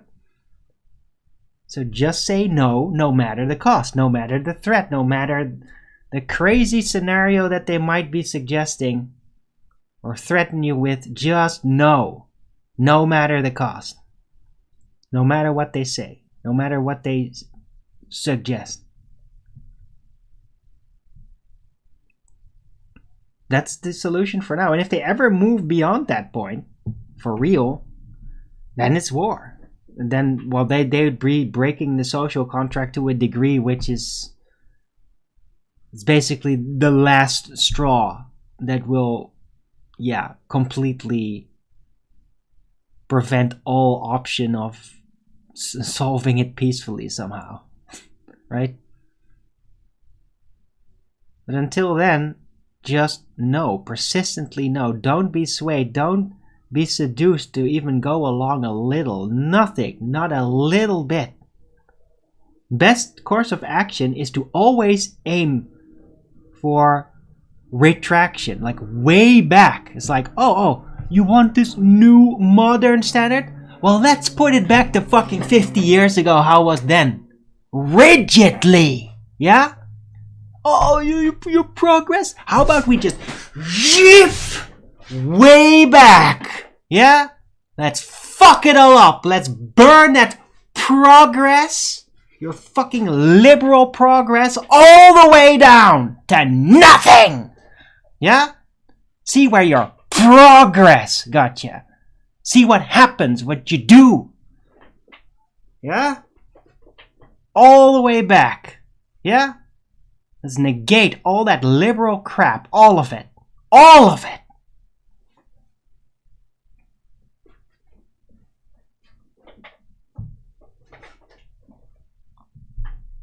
Yeah? We don't just say, no further. No, we say way back. Let's go way fucking back. Yeah, I'm done with your fucking progress. Your progress is to exterminate humanity and to twist their minds and root them spiritually, physically, until they no longer realize that they're just being exterminated. That's your progress mechanism. Yeah? So let's roll it all the way back.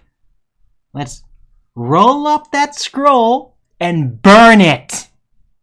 Yeah? Your progress.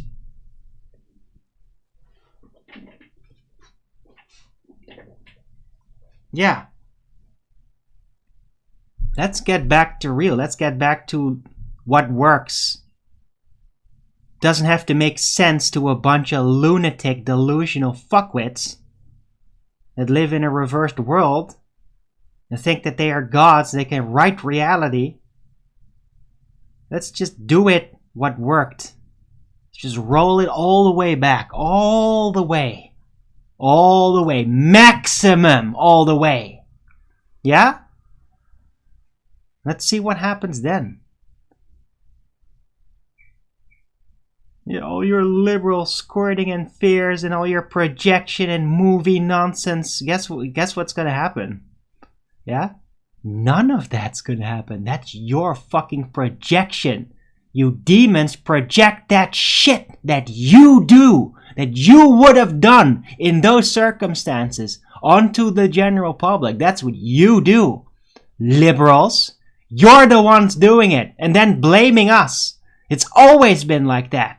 Always. Yeah? So let's go all the way back. Then you can go to hell.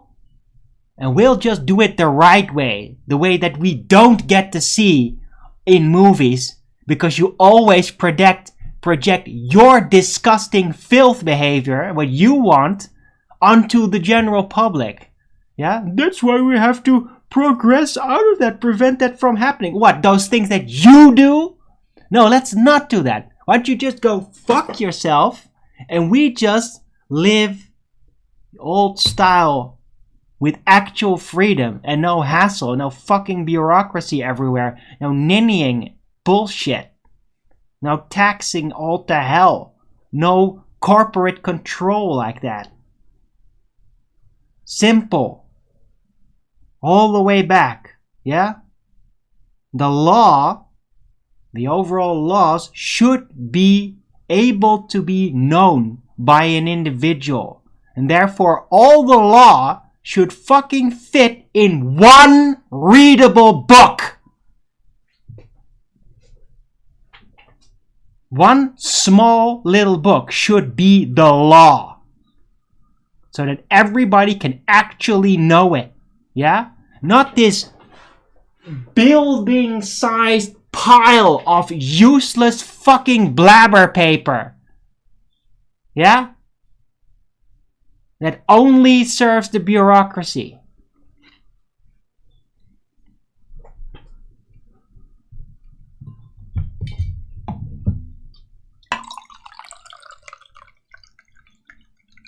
Right.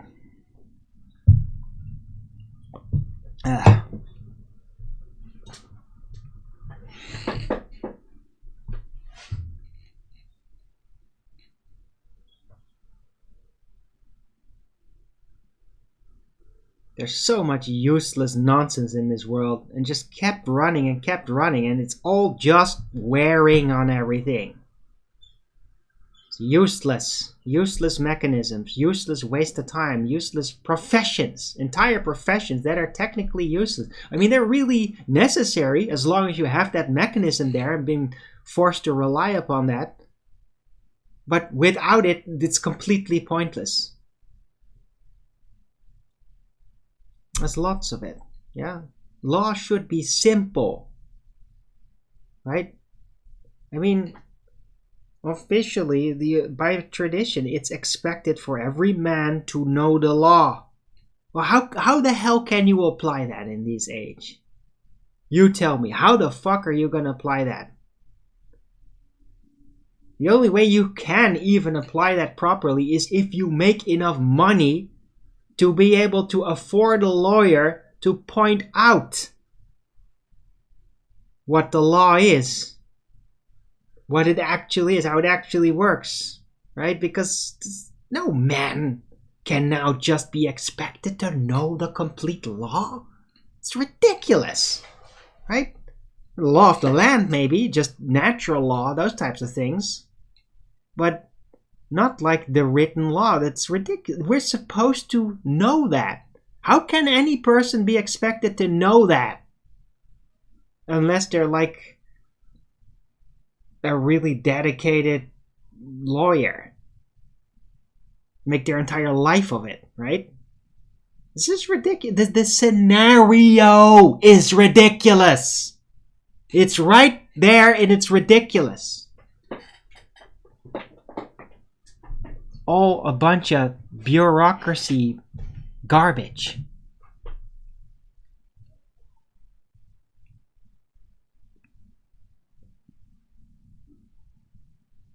Right? Roll it all the way back. Yeah? Let people do it. Just let them do it. Simple, natural.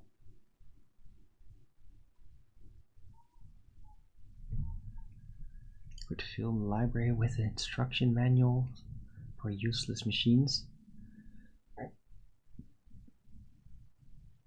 Perhaps, at least, I mean, yeah, a lot of machines are made, but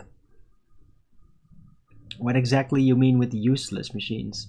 What type of machines are you referencing?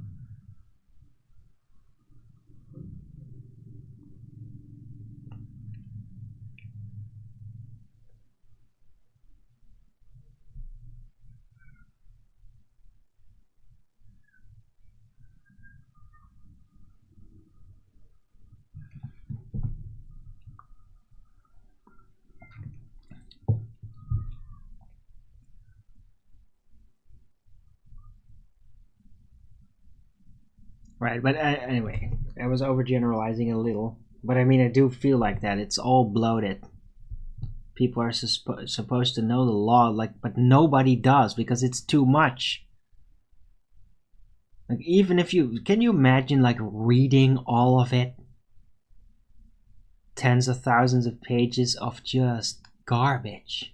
Like, who the fuck would even understand any of that after having read it all?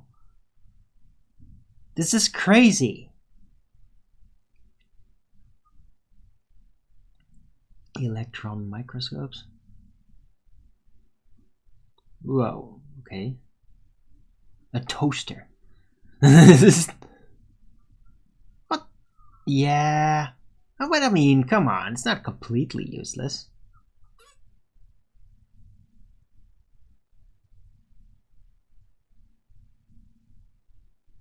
I mean, useless for what?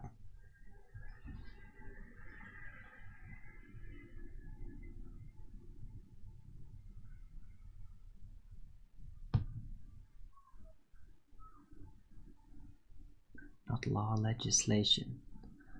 Oh, okay. Good point. What is the law then? Like, what? Because I know with legislation can be just something, right? Man, I'm not properly prepared to get into that discussion. This is where my expertise fails. Okay, this is like, if I would now just say like, I know everything about it, then I'd be just like Owen Benjamin thinking they know everything about the scientific method and then literally summarizing it incorrectly. Yeah, I'm not gonna do that.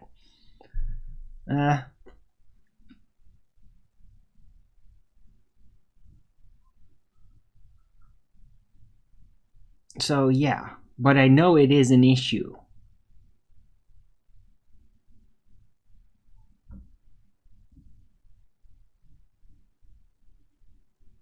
Law is do not cause loss or injury to others. Okay, right.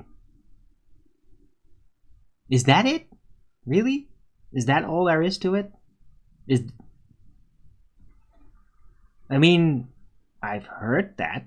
I understand that. It's a good principle.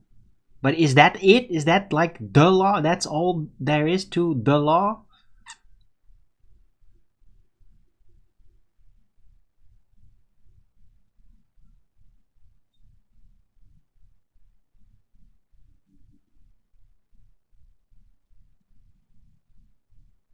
That sounds like common law.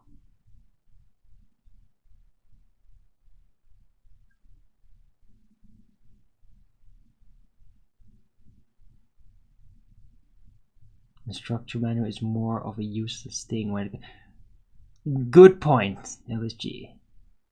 It is used. Although, yeah, with headphones and toasters, it's kind of retarded, right? There's nothing there. But I mean, I would definitely prefer to have the instruction manual when you're using an electron microscope. It would be kind of handy, right? Especially if something seems to be going wrong, you need to actually know. But yeah, with really simple devices, there's no point.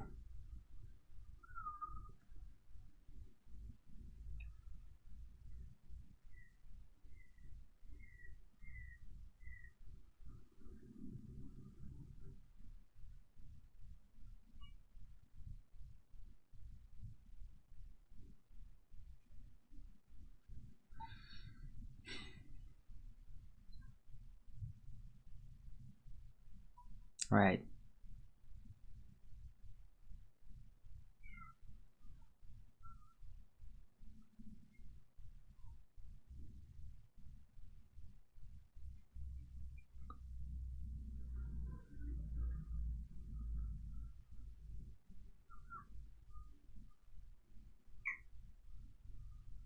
Right. Anyway, guys, I hope you're enjoying the show. It's not as focused, I guess, as yesterday's.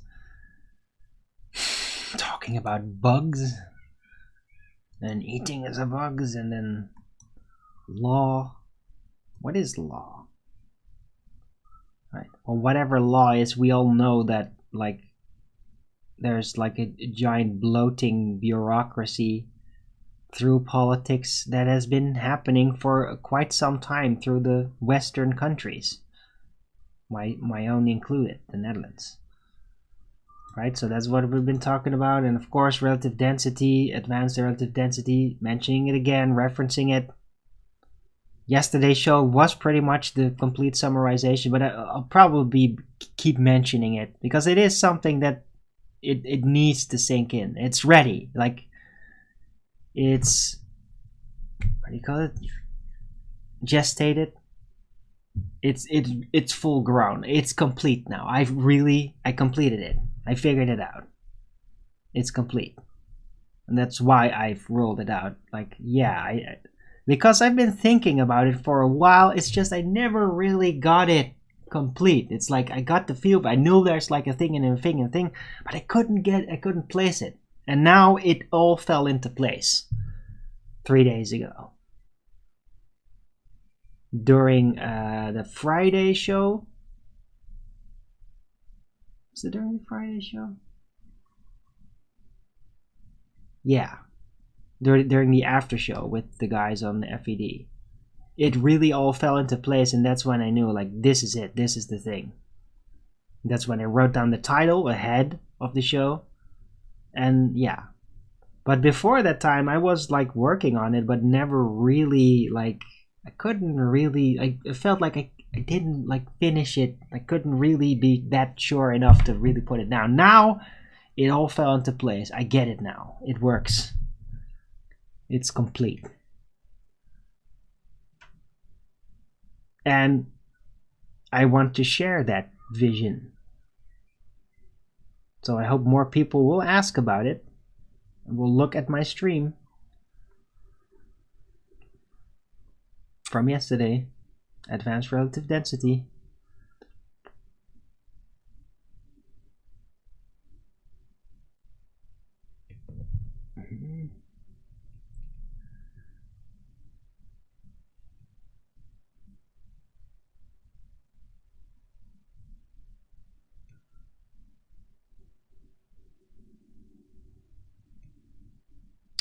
Wow, Richard G, that's ridiculous. Really? So the court basically, or the police just stole some of your weed then?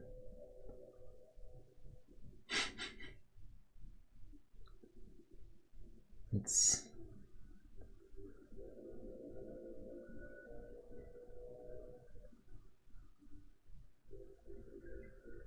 Why is it even illegal? Because the pharmaceutical industry doesn't like competition. That's why. That's why they make it illegal. It's like in pharma's best interest, right? Wherever big pharma rules, makes a lot of money, that's where you'll find natural drugs like cannabis to be illegal. It's always big pharma. Always. There's no other reason to do it.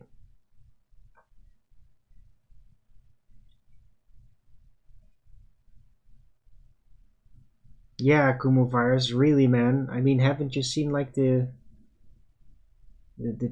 PSA, the reefer, the black and white PSA about cannabis? Dude, so dangerous, man. If you smoke that, you could go crazy. You'll start raping somebody. Really? That's what they said.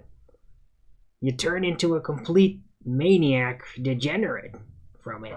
You get all delusional. It's like the same nonsense story of like Owen Benjamin eating that pot brownie and then becoming permanently insane. It's pretty much that's the reefer, the original PSA against cannabis when the war on drugs started.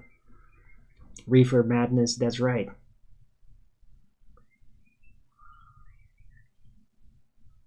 That video was so ridiculous. I mean, that's just embarrassing, man. Like, only little kids would actually fall for that shit.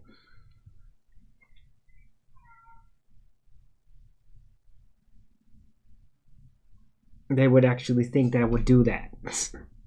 Right. And hey, little kids shouldn't even be knowing it exists. Right?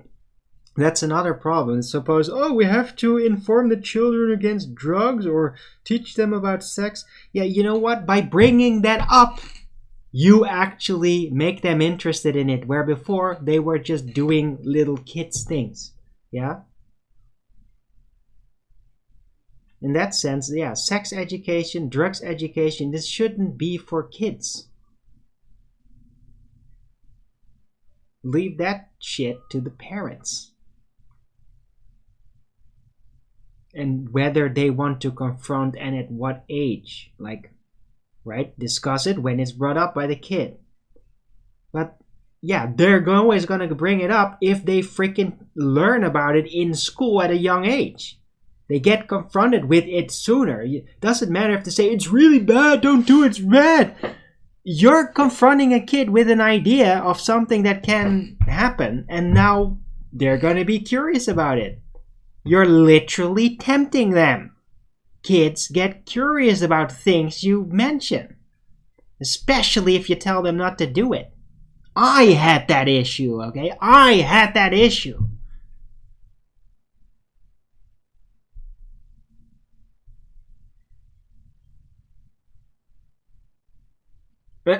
Suicide illegal? Lock me up after.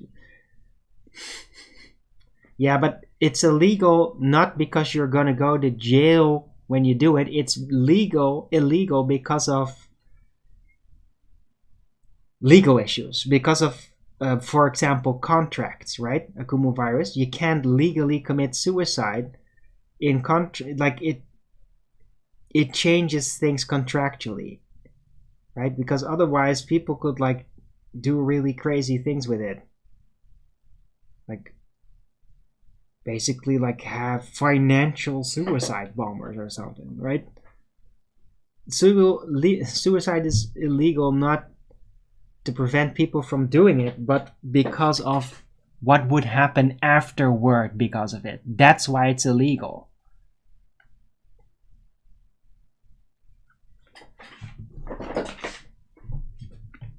Right? Because then, yeah, you can understand good. I mean, it would be pretty silly as like somebody's like shot themselves or something horrible, and then like somebody figures out it, like calls the police. Police comes in. Okay, mister, you're under arrest. And puts the handcuffs on the guy that's lying there with a blown out brain. Yeah, no, that's kind of idiotic. Can't charge a corpse. That's true. Yeah. But it's illegal for the legal aftermath.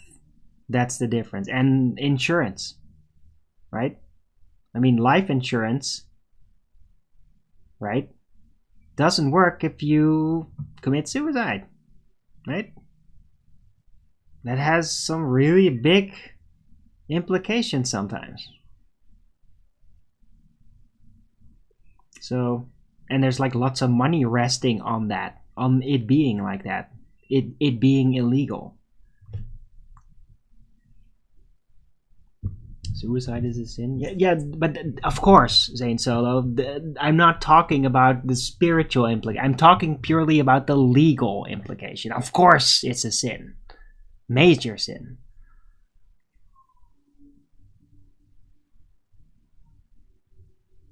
Right? Although, yeah, I mean, if your life is like really unbearable, that's another thing. But yes, per default, it is a sin. Of course. For attempts if you don't die. Right. Could be charged for attempt. Really? That's bizarre.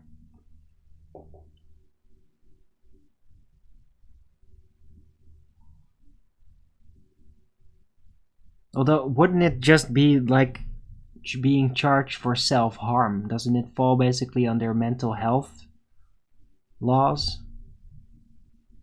Weird. What's wrong with tobacco? What are you talking about?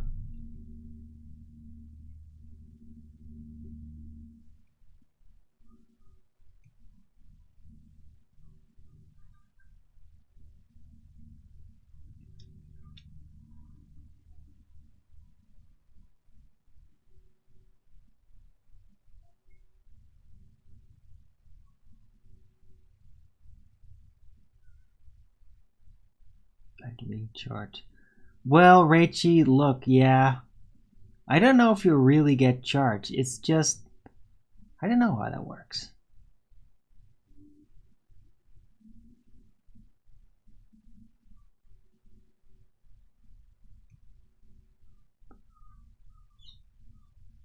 I've never really heard of anybody like getting a charge because an attempt at suicide. It's weird. Question was to. Oh, okay.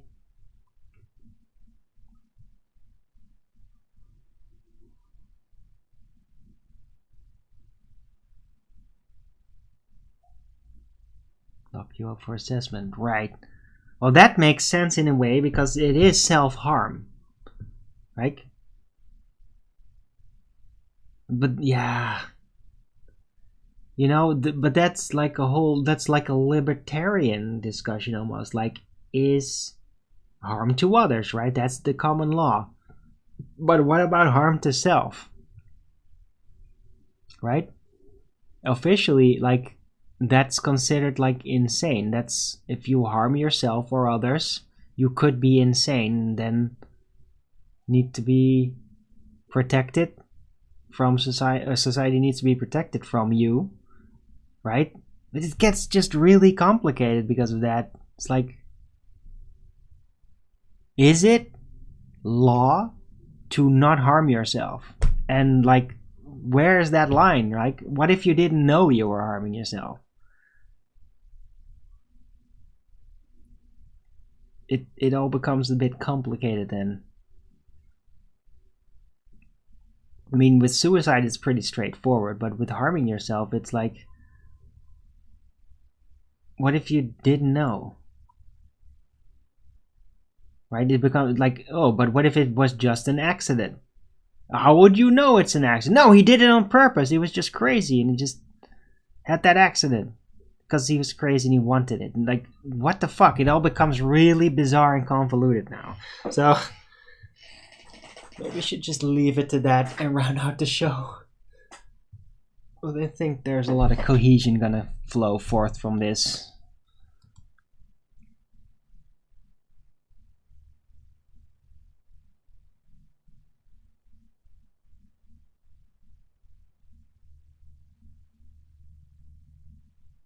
What they want to press. Yeah, I'll be able.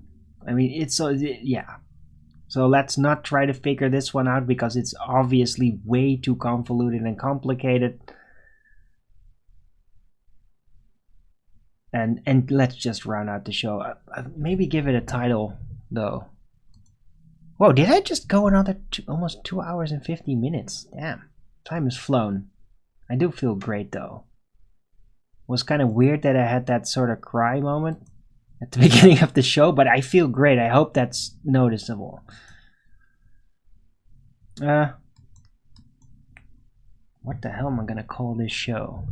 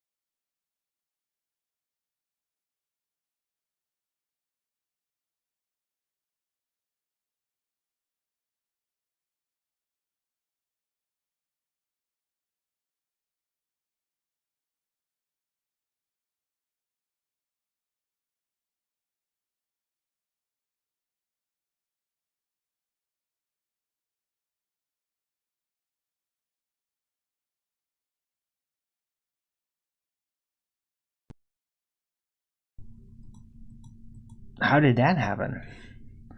Thanks for telling me, Rachie. Yeah, that was out of nowhere. Weird.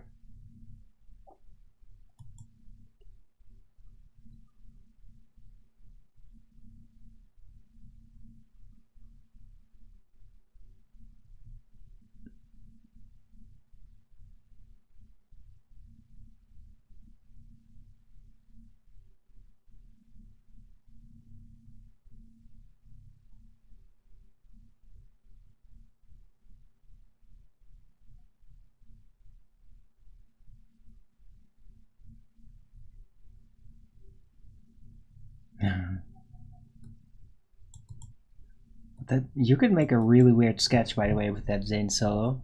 under arrest for attempted suicide. It's like, you could like make a Monty Python type sketch of this. It's like, yeah, this guy attempted suicide. Yeah, sir, you're under arrest. Would you like to press charges against yourself for attempted murder? Like, yeah, I definitely did. I did notice that I did try to do that. Like, all right, well, you have to report this, and then, yeah, how do you plead? It's like a schizophrenic situation. I mean, it could be pretty funny, Monty Python style.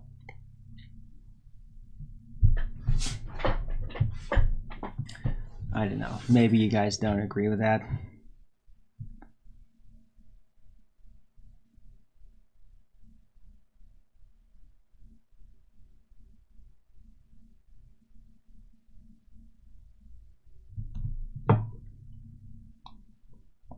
It's like, yeah, would you like to press charges against yourself for attempted murder? It's like, yes.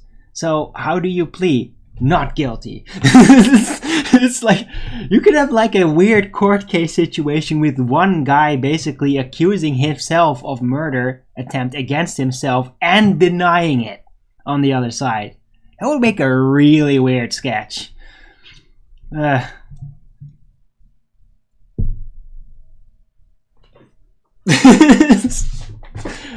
is actually kind of funny.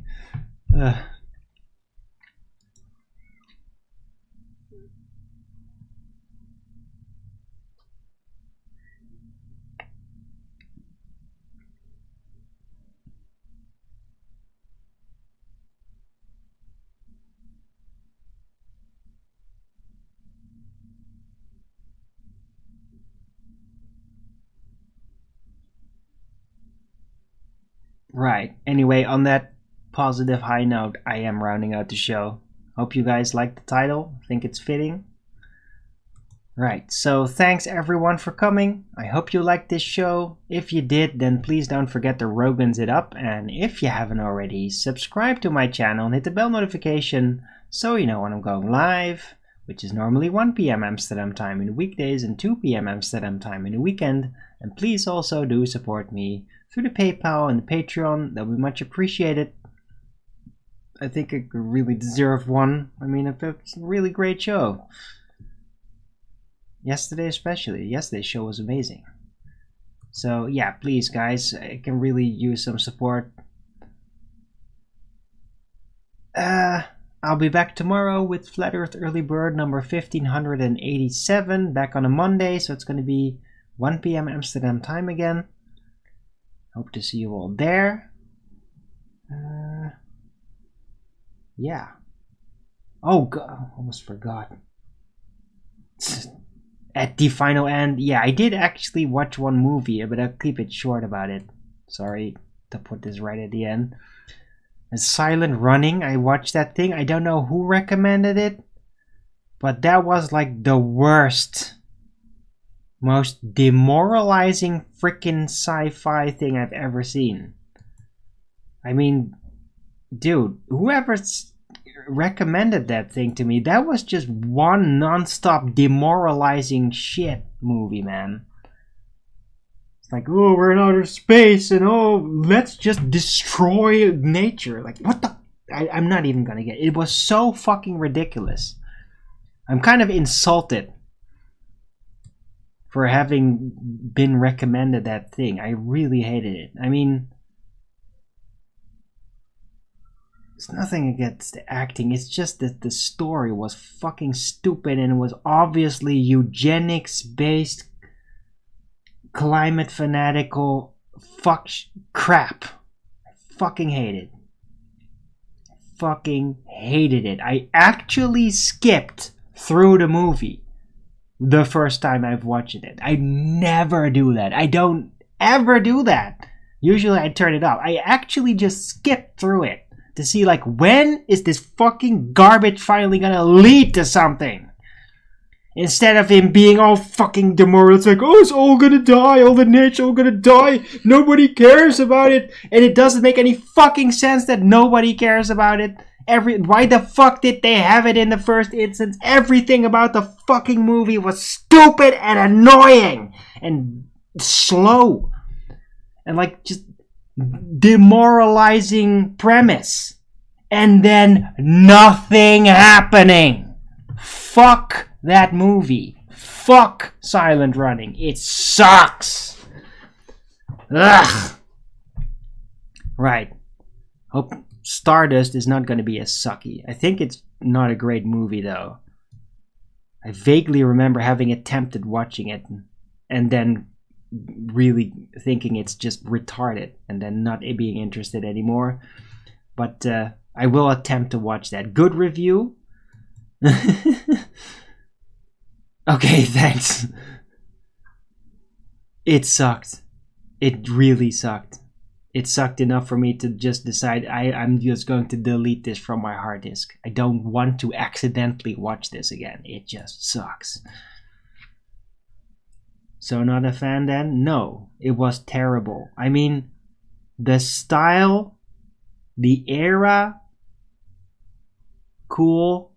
I like that era of movie sci-fi stuff. It's just that the freaking movie itself and the story was just horrendous. I kind of like the robots in it, but it was just a poor consolidation price for just a grinding, nasty, demoralizing fuck up of a movie where it's just a person being in mortal distress continually and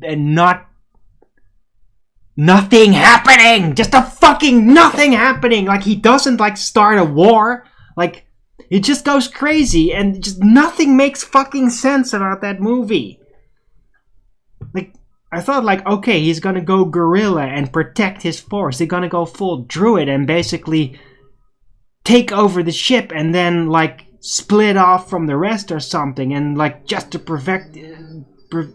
live in, make it survive. But he didn't do that. Nothing about the whole fucking story made sense.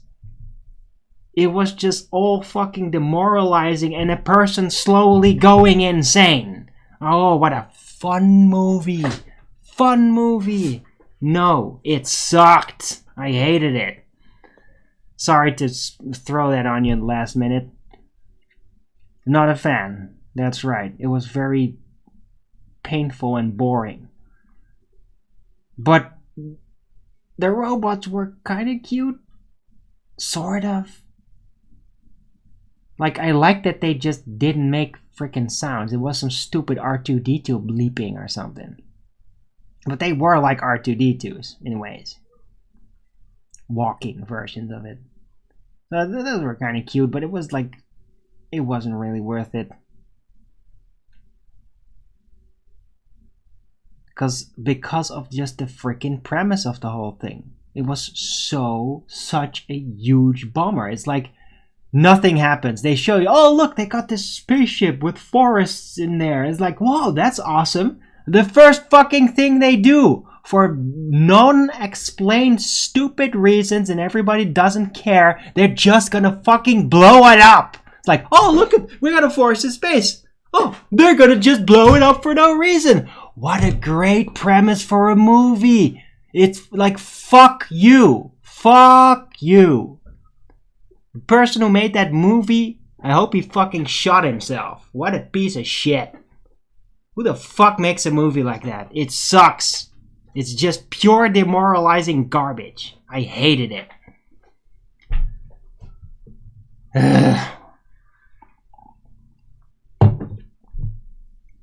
The Drive? No, let's not. I'm not gonna do that. I'm gonna watch Stardust and then I'm gonna like leave it for a while. After this piece of shit movie, man. Ugh. And it's like, it was such a piece of shit movie because of the story. Because the things in it were kind of cool. Like, it was an interesting design stuff. It's like, the robots were kind of cute. But the story was just so fucked. So, like, fuck you. Like, makes me just want to freaking attack the director. Like, why the fuck did you make this fucking movie, you asshole? What the fuck is the point? You're just trying to create more PETA lunatics or something. More, it's just like seeding hatred for humanity because we just blow fucking nature up for no goddamn reason in this movie. Like, fuck you. Fuck you. I hated it.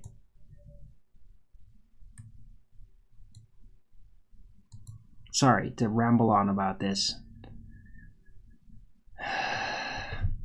Shining and... No.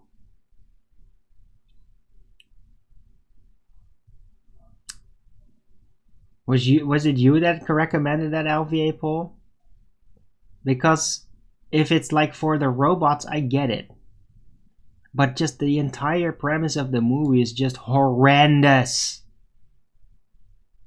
It's just horrendous. Like the incredible apathy that happens in that movie is just painful as fuck.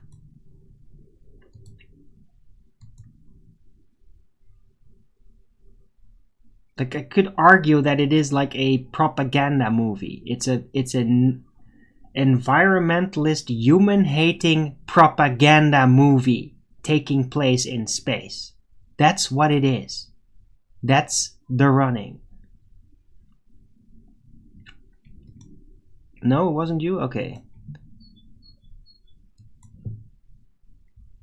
Let me find the exact name for it again. I thought it was The Running. Didn't delete it already, did I?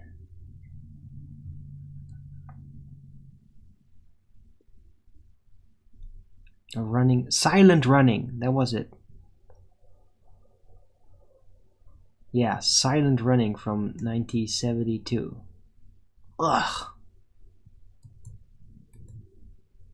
Nobody should ever watch that movie. Never fucking show that movie to your kids. Never play that movie. Never watch that movie. It sucks.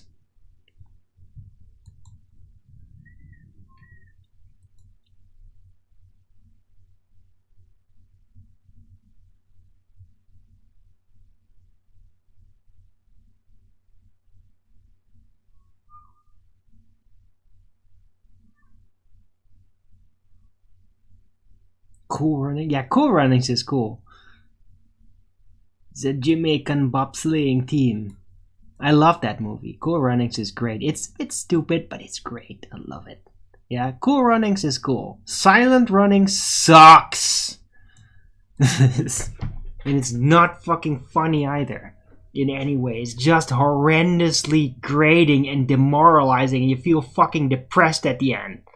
Because technically everybody just dies anyway. It's like, I hated it.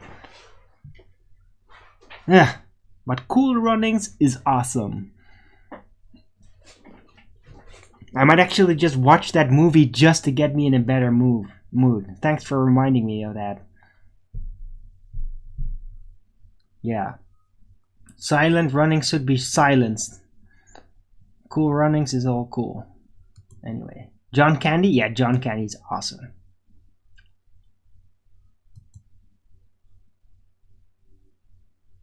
Yeah, I'm gonna watch that movie again. I'm sure it's gonna cheer me up. Right. So anyway, I'm just gonna do the outro over again. Last minute movie review, literally last minute. I'll put it in the freaking title, man. Why not?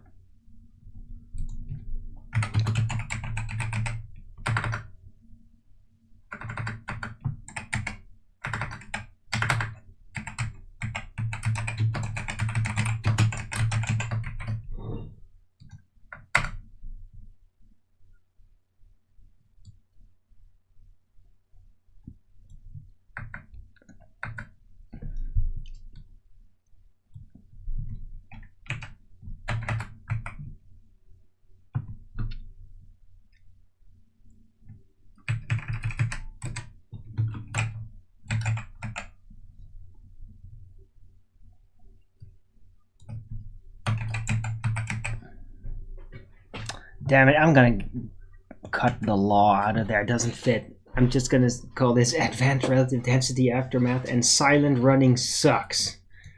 There you go. Started with relative density, ended with that stupid ass movie. Right. So, thanks everyone for coming, this time for real.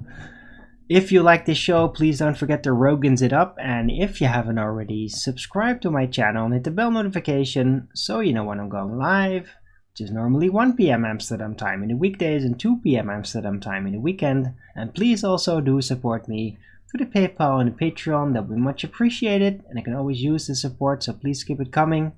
I really do need support over time. Please don't forget about that part.